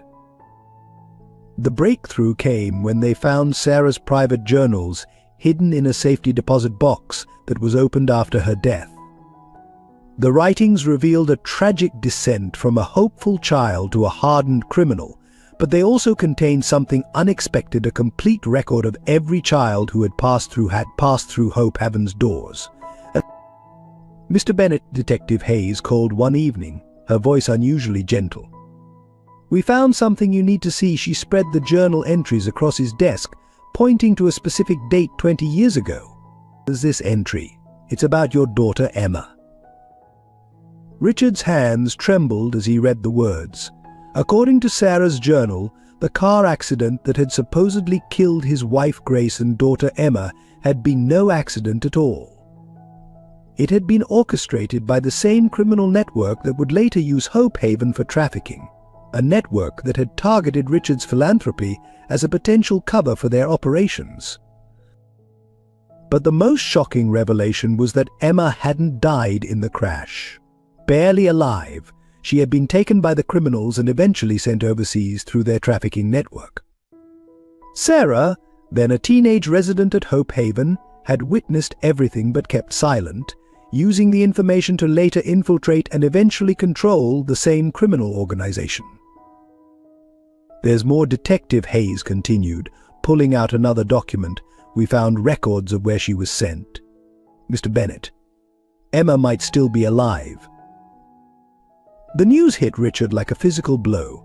For 20 years he had mourned his daughter, visited an empty grave, carried the weight of guilt for not being there that night. Now the possibility that she might be alive somewhere, that she had endured unimaginable horrors while he believed her dead, was almost too much to bear. Tommy and Emily found him in his study later that night, still staring at the journals. They had grown attuned to their father's emotions over the months since their reunion, and they knew immediately that something was wrong. "Dad," Tommy approached cautiously. What did the detective find? Richard looked at his children, these two miraculous survivors who had taught him so much about courage and resilience, and knew they deserved the truth. Carefully, he explained about Emma, about the accident that wasn't an accident, about the possibility that somewhere in the world they had a sister they had never met. Emily climbed into her father's lap, her small hand wiping away tears he hadn't realized he was shedding. "Then we have to find her," she said simply, with the straightforward determination of a child. "Like you found us." Tommy nodded in agreement, already reaching for his notebook, the same one that had helped expose Sarah's crimes. "We can make a plan," he suggested. "Like before, write down everything we know and figure out what to do next." Richard pulled both children close, drawing strength from their unwavering support. "It won't be easy," he warned them. "She might be anywhere in the world. And even if we find her, she might not want to be found." "But we have to try," Tommy insisted. "She's family. And you always say family never gives up on each other." Detective Hayes had already put her best team on the search, coordinating with international agencies and organizations that specialized in finding trafficking victims. The Bennett Foundation's resources were fully committed to the effort, creating a global network of investigators and advocates all working toward one goal: finding Emma Bennett. As Richard tucked his children into bed that night, both insisting on sleeping in the same room, whenever big news broke, he felt something he hadn't experienced in 20 years: hope. Not just the desperate hope of a grieving father, but the solid, grounded hope that came from having a purpose and a plan. "Tell us about her," Emily requested sleepily. "About Emma." Richard sat on the edge of the bed, his heart full of memories he had kept locked away for so long. "She was so bright," he began softly. "Always curious, always asking questions. Like you, Tommy, and she had the biggest heart, always wanting to help others. Like you, Emily." As he shared stories about Emma with the siblings she had never met, Richard silently renewed the vow he had made when he first discovered Tommy and Emily were his children. He would let nothing stop him from bringing his family together. This time, all of his children would come home. The global search for Emma Bennett began in earnest. Richard transformed his home office into a command center, walls covered with maps, timelines, and possible leads. Tommy and Emily had their own corner, where they kept a detailed journal of every new piece of information, much like Tommy's notebook that had exposed Sarah's crimes. The first breakthrough came from an unlikely source. One of Sarah's former associates, hoping for leniency, revealed a network of safe houses across Europe where trafficking victims had been hidden. Detective Hayes coordinated with Interpol, methodically investigating each location. Months passed. Dead ends multiplied. But then, in a small town outside of Florence, Italy, they found something promising: school records for a girl matching Emma's age and description, enrolled 20 years ago under the name Emma Parker. "Parker," Richard whispered, studying the grainy school photograph. "Sarah's chosen surname. She was marking her territory even then." The Italian records led to Switzerland, then France, creating a trail of a young girl passed between adoptive families who were actually members of the trafficking network. Each new discovery was both heartbreaking and hopeful evidence that Emma had survived, had fought, had somehow maintained her identity through years of trauma. Tommy and Emily threw themselves into learning Italian, convinced they would need it when they found their sister. They practiced with each other during meals, filling the once silent mansion with stumbling phrases and determined repetition. "Emma would be 30 now," Emily observed one evening, studying the age progression photos the investigators had created. "Do you think she remembers her real name? Her real family?" The question haunted Richard. The Emma he had lost was a bright, loving 5-year-old. The woman they were searching for had endured decades of unimaginable experiences. Would she want to be found? Would she even believe them if they did find her? The latest lead took them to a women's shelter in Paris that specialized in helping trafficking survivors. The director, Madame Rousseau, remembered Emma clearly. "She stayed with us for almost a year," she explained via video call. Such strength in that one. "She helped other girls escape, even after she left us. We called her Le Petit Ange Gardien, the little guardian angel." Richard's heart swelled with pride and pain. Even after everything she had endured, Emma had maintained the compassionate spirit she had shown as a child. She had transformed her trauma into a mission to help others, just as Tommy had used his experiences to expose Hope Heaven's corruption. The shelter's records provided a new name. Emma had left Paris 5 years ago, calling herself Emma Grace. She had taken her mother's name, perhaps as a way to hold on to her true identity. The trail led to Montreal, where Emma Grace had established a small foundation helping trafficking survivors rebuild their lives. "Look at this," Tommy exclaimed one morning, pointing to his computer screen. He had been researching Emma's foundation and found a recent interview. The woman in the video had Richard's eyes and Grace's gentle smile, though her face carried the shadows of her past.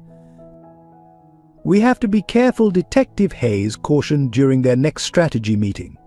"Emma's work with trafficking survivors means she's still at risk from remaining members of the network. And after everything she's been through, a direct approach could be traumatic." They decided to reach out through Madame Rousseau, who had maintained occasional contact with Emma over the years. The director would share their information gently, allowing Emma to decide if she wanted to connect with her past. The waiting was excruciating.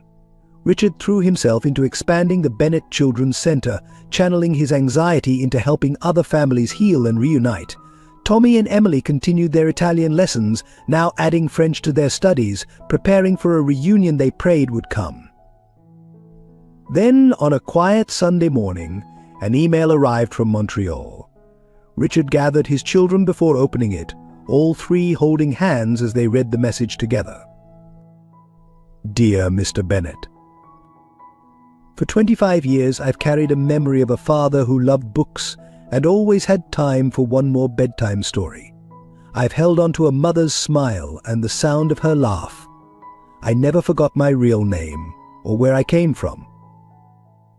Madame Rousseau told me about Tommy and Emily, about what happened at Hope Haven, about Sarah. I've watched the interview videos, seen the news reports. I've spent the past week looking at photos of my siblings and wondering if I deserve to be part of their brave, beautiful story. I'm not the same little girl you lost, but if you're willing, I'd like to try to find my way home. With hope. Emma Grace Bennett." Montreal's Pierre Elliott Trudeau International Airport buzzed with typical morning activity, but for the Bennett family standing in the international arrivals area, time seemed to stand still. Richard clutched a small bouquet of daisies, Emma's favorite flower, as a child. Tommy and Emily held a handmade sign that read "Welcome Home, Emma" in careful letters decorated with Italian and French flags. They had exchanged several emails and video calls over the past month, but nothing could fully prepare them for this moment. Richard's heart pounded as each new passenger emerged through the sliding doors. Then suddenly there she was. Emma Grace Bennett stood frozen at the threshold, her carry-on bag slipping from her shoulder. At 30, she had Grace's delicate features and Richard's determined jaw. Her dark hair was pulled back in a simple ponytail, and she wore a pendant the same one Grace had placed around her neck on her 5th birthday, somehow preserved through all these years. Emily moved first, breaking away from Tommy's hand and running forward. She stopped a few feet from Emma, suddenly shy. "I learned to say welcome home in Italian," she announced softly. "Bentornata a casa." Emma knelt down to Emily's level, tears streaming down her face. "Gracie, Sorellina," she replied. "Little sister." The two stared at each other for a moment before Emma opened her arms and Emily flew into them. Tommy approached more cautiously, his protective instincts warring with his hope. But when Emma looked up at him, he saw the same strength that had helped him survive Hope Haven, the determination to protect others, to turn pain into purpose. "You saved them," Emma said, standing with Emily still in her arms. "You were so brave, little brother, just like Dad always taught us to be." Richard hadn't moved, couldn't move. His eldest daughter, his first lost child, was standing before him, alive and whole and so incredibly strong. When Emma's eyes met his, they were filled with 25 years of unshed tears. "But Daddy," she whispered, and suddenly she was 5 years old again, running to him after a nightmare. Richard caught her as she fell into his arms, Emily still clinging to her side, Tommy joining the embrace. They stood there in the middle of the airport, a family fractured by evil but made whole again by love and courage. Later, at the hotel where Emma was staying until she felt ready to return to the mansion, they shared their stories. Emma spoke of the families who had hidden her, some cruel, some kind. She told them about Madame Rousseau and the shelter in Paris where she had finally found her voice and her mission. "I never stopped looking for ways to help other girls escape," she explained. "It was my way of fighting back, of keeping hope alive. And every time I helped someone, I imagined Dad was out there somewhere, still proud of me." Tommy and Emily shared their own stories, the horrors of Hope Haven, but also the triumph of exposing Sarah's crimes and finding their way to their father. Emma listened with tears and pride, her hands constantly reaching out to touch her siblings, as if reassuring herself they were real. "When I saw the news about Hope Haven," she said, "I recognized Sarah immediately. She was there the night of the crash, watching from the shadows. I tried to call out, but they drugged me before I could scream. For years, I thought she might have been a nightmare my mind created." Richard sat quietly, absorbing every detail of his daughter's face, noting the similarities between his 3 children, Tommy's determined spirit, Emily's compassionate heart, and Emma's resilient strength. They were all survivors, all warriors in their own way. "I know it won't be easy," Emma said as evening approached. "We've all been through so much, changed so much, but if you're willing to try..." "We're family," Emily declared firmly, in the simple, absolute way of children. "Family means nobody gets left behind." Or forgotten, Tommy added, reaching for his sister's hand. Richard looked at his 3 children, the daughter he had mourned for 25 years, the son who had exposed a criminal empire with a notebook and courage, and the little girl who had rushed into danger to save her family. They were all miracles, all precious beyond measure. "Welcome home, sweetheart," he said softly to Emma. "We have all the time in the world to learn each other again." Outside the hotel window, Montreal's lights twinkled like stars, promising new beginnings and healing for the family that had refused to be broken by darkness. 1 year after Emma's return, the Bennett mansion underwent its final transformation. The East Wing, once a shrine to loss, now echoed with the sounds of 3 children healing, growing, and learning to be a family. Emma had finally moved in, bringing with her 2 decades of experience helping trafficking survivors and a determination to continue her mission from her new home. The Bennett Children's Center had expanded, incorporating Emma's expertise to create specialized programs for trauma recovery. Tommy and Emily were regular visitors, sharing their own experiences to help other children find their voices. The basement that had once housed Sarah's crimes was now a sunlit art therapy studio, where young survivors could express their pain and hopes through creativity. Richard watched his family bloom with a joy he had never thought possible again. Emma had established a local branch of her Montreal Foundation, working alongside the center to provide comprehensive support for trafficking survivors. Tommy, now 11, had started writing a book about his experiences, hoping to help other children understand they weren't alone. Emily's nightmares had largely subsided, replaced by dreams of becoming a child psychologist like Dr. Matthews. Family dinner had become a sacred ritual, all 4 Bennetts gathering each evening to share their days. They spoke a mixture of English, Italian, and French, Emma teaching her siblings the languages she had learned during her years abroad. The conversations often turned serious, addressing their shared trauma and healing. But there was laughter too, growing stronger and more frequent with each passing day. Dad, Emma said one evening, as they sat in the garden watching Tommy teach Emily to play chess, "I found something in my old files that you should see." She handed him a worn photograph, Grace, holding 5-year-old Emma, both smiling at the camera. "Mom always told me that love was stronger than fear. I didn't understand what she meant until now." Richard studied the photograph, remembering the day it was taken. "Your mother would be so proud of all of you," he said softly. "Your strength, your compassion, your ability to turn pain into purpose." The Bennett Foundation had established a scholarship program in Grace's name, providing education and support for survivors of trafficking and abuse. The first recipient was a young woman Emma had helped rescue in Montreal, now studying social work with dreams of helping others like herself. Detective Hayes remained a close family friend, joining them for Sunday brunches and providing updates on the ongoing investigations. Sarah's network had been completely dismantled, its members prosecuted, its victims offered support and resources through the Bennett Center. The detective marveled at how 3 children's courage had exposed decades of corruption and changed countless lives. Mrs. Rosa, who had witnessed the family's journey from brokenness to healing, took particular joy in cooking elaborate meals that combined American comfort food with Italian and French influences. She treated all 3 Bennett children as her own grandchildren, teaching them family recipes and filling the kitchen with warmth and love. The mansion's security remained tight, a necessary precaution given their high-profile work, but it no longer felt like a fortress. Instead, it had become a sanctuary, not just for the Bennett family but for all who needed hope and healing. On Emma's 31st birthday, the family gathered in the garden for a celebration. Tommy and Emily had spent weeks planning surprises, including a cake decorated with flags of all the countries that had been part of their journey home. As they sang Happy Birthday in 3 languages, Richard looked at his children with wonder. Emma, survivor and protector, her strength now tempered with peace. Tommy, the brave truth-teller, growing into his role as brother and advocate.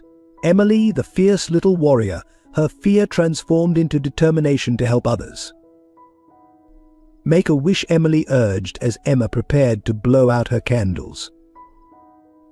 Emma looked at her family, the father who had never stopped hoping, the brother who had risked everything for truth, the sister who had rushed into danger to save them all. "I already have everything I could wish for," she said softly. "We're home." The garden lights twinkled like stars as darkness fell, but there were no more shadows in the Bennett mansion. They had faced their nightmares, exposed their wounds to the light, and emerged stronger. Together they had proven that love truly was stronger than fear, that family could be lost and found, broken and healed. The evening ended with all 4 Bennetts stargazing on the lawn, pointing out constellations and sharing stories. Their laughter drifted up into the night sky, a testament to the resilience of the human spirit and the enduring power of love to light the way home. 5 years after Emma's return, the Bennett Children's Center hosted a landmark celebration. The occasion was the opening of its 10th international branch, this one in Paris, partnering with Madame Rousseau's shelter where Emma had first found her path to healing. The center's main hall was filled with survivors, advocates and families who had been touched by the Bennett legacy. Large photographs lined the walls, Tommy's first notebook that exposed the truth, Emily's teddy bear still keeping watch in the counseling center, Emma's foundation in Montreal. Each image told a story of transformation, of darkness turned to light. Richard stood at the podium, his 3 children beside him. At 16, Tommy had grown tall and confident. His book about surviving Hope Haven now required reading in child psychology programs worldwide. Emily, 13, wore her volunteer counselor badge proudly, already showing signs of the therapist she would become. Emma, now 35, directed the Bennett Foundation's global initiatives, her work having helped rescue and rehabilitate thousands of trafficking survivors. 20 years ago, Richard began, his voice steady with emotion. "I thought I had lost everything. My wife Grace, my daughter Emma, my purpose. I buried myself in wealth and work, blind to the suffering happening right in front of me. But fate, or perhaps Grace's lasting love, sent me a wake-up call in the form of a car accident and a brave little boy with a notebook."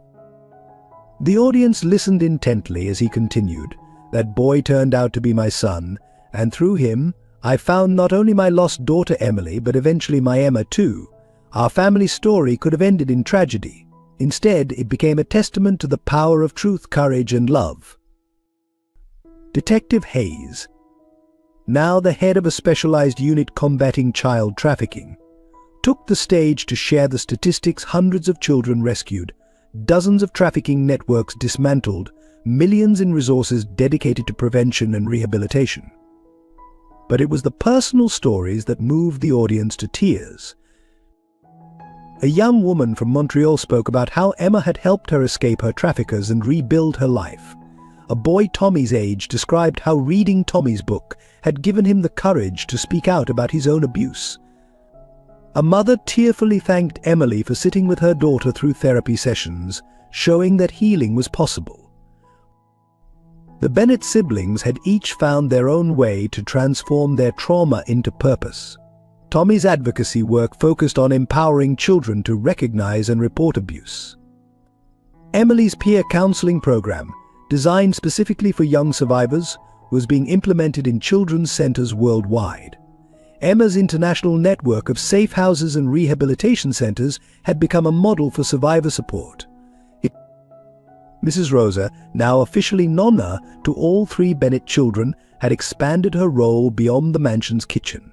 She ran cooking therapy programs at the center, helping survivors reconnect with joy and normalcy through the simple act of preparing meals together. Her kitchen became a place of healing, where the aroma of fresh bread and the warmth of unconditional love helped rebuild shattered spirits. The Foundation Scholarship Program, named after Grace, had grown to support hundreds of survivors pursuing education and career training. Each recipient wore a small daisy pin, Emma's childhood favorite flower, becoming a symbol of hope and new beginnings. As the celebration continued, Richard watched his children interact with the guests, Tommy serious and compassionate, listening to a young survivor's story. Emily gentle and intuitive, helping a nervous child feel safe in the crowded room. Emma strong and nurturing, mentoring new advocates in trauma-informed care. The Bennett Mansion, once a silent monument to grief, had become the heart of a global movement. Its gates stood open to those in need, its gardens offering peace to troubled souls, its rooms echoing with the sounds of healing and hope. The day ended with a tradition that had begun at Emma's first birthday home stargazing in the garden. But now they weren't alone. Survivors, families, and advocates joined them on the lawn, sharing stories and dreams under the vast sky. Look, Emily pointed upward, a shooting star. Make a wish, Tommy said automatically, then smiled at the familiar phrase. Emma squeezed her father's hand as they watched their extended family of survivors and healers bond under the starlight. I think she said softly, Mum would be proud of what her love helped create. Richard looked at his children, living testaments to the power of resilience and redemption, and knew she was right. From the deepest darkness had come the brightest light, and the Bennett legacy would continue to shine hope into the shadows where children still waited to be found. 10 years to the day after Sarah's death, Richard Bennett stood in front of Hope Haven's former site. The old building had been demolished years ago, replaced by a sprawling garden of healing, a peaceful memorial to the children who had suffered there and a testament to those who had survived. At the center of the garden stood a bronze sculpture, created by Emily in her newly discovered passion for art therapy. It depicted 3 children holding hands in a circle, their faces turned upward toward the sky. Around the base, written in multiple languages, were the words "Truth breaks chains. Love lights the way. Hope heals all wounds."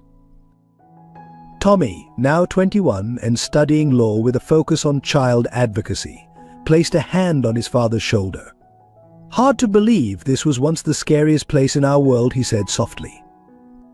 Emily, 18 and preparing for college where she would study psychology, nodded in agreement as she adjusted her camera to capture the morning light on the sculpture.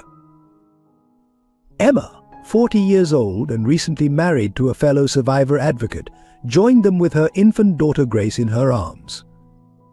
The baby, named for the grandmother she would never meet, represented everything they had fought for: the chance for a new generation to grow up free from fear and full of love. "I found something in Sarah's last journal," Detective Hayes said, approaching the family with a worn notebook. "I think you all need to see it." She opened to the final entry, written the night before Sarah's death.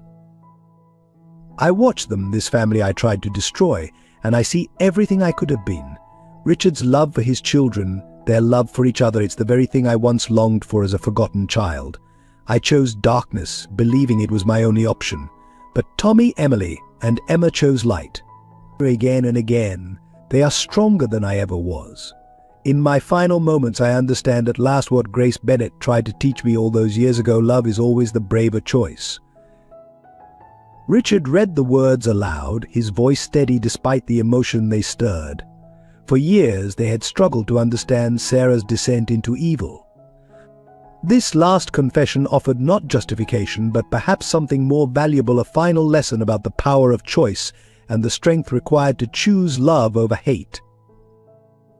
The Bennett Children's Center had grown into a global network, its methods revolutionizing trauma recovery and child protection. Tommy's book had inspired new legislation protecting vulnerable children.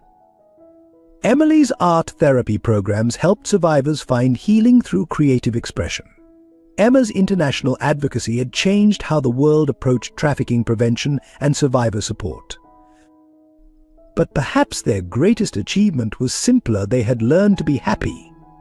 The nightmares had faded, replaced by dreams of future possibilities. The mansion rang with laughter, music, and the sounds of a family that had chosen joy despite knowing profound sorrow. Mrs. Rosa, now in her 70s but still the heart of the household, had trained a new generation of trauma-informed care workers in her cooking therapy program. Food heals the body, she would say, but love heals the soul. Her kitchen remained a sanctuary where survivors could find both. As the morning sun rose higher, more people arrived at the garden: survivors, advocates, families touched by the Bennett legacy. They gathered for the annual Day of Remembrance and Hope, a tradition that honored both the pain of the past and the promise of the future. Richard watched as his children moved through the crowd, each in their own way continuing the work of healing and protection. They had transformed their family's tragedy into a force for global change, but more importantly, they had learned to carry their scars with grace and their hopes with courage. Baby Grace cooed in Emma's arms, reaching for a butterfly that had landed on the sculpture.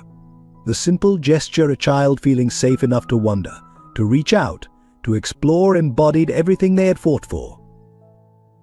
Dad, Emily called, gathering everyone for a photo. "Come on, we need you in this one." As Richard joined his family in front of the sculpture, he felt Grace's presence more strongly than ever. She would have been proud of their children, of the way they had chosen light over darkness, hope over fear, love over hate. The camera clicked, capturing the moment: 3 generations of survivors and healers standing in a garden built on the ashes of their darkest memories, their faces turned toward the sun. In their eyes shone the truth they had learned: that while pain may shape us, it is love that defines us, and hope that leads us home. Your voice matters to us. If this story touched your heart, please take a moment to share your thoughts in the comments below. How did the Bennett family's journey of healing and hope resonate with you? Subscribe to join our storytelling community and never miss another powerful narrative. Help spread hope by sharing this video with friends and family who might need inspiration today. Your likes and engagement motivate us to continue bringing meaningful stories that celebrate the triumph of love over darkness. Together, let's build a community where stories of courage and redemption can inspire change.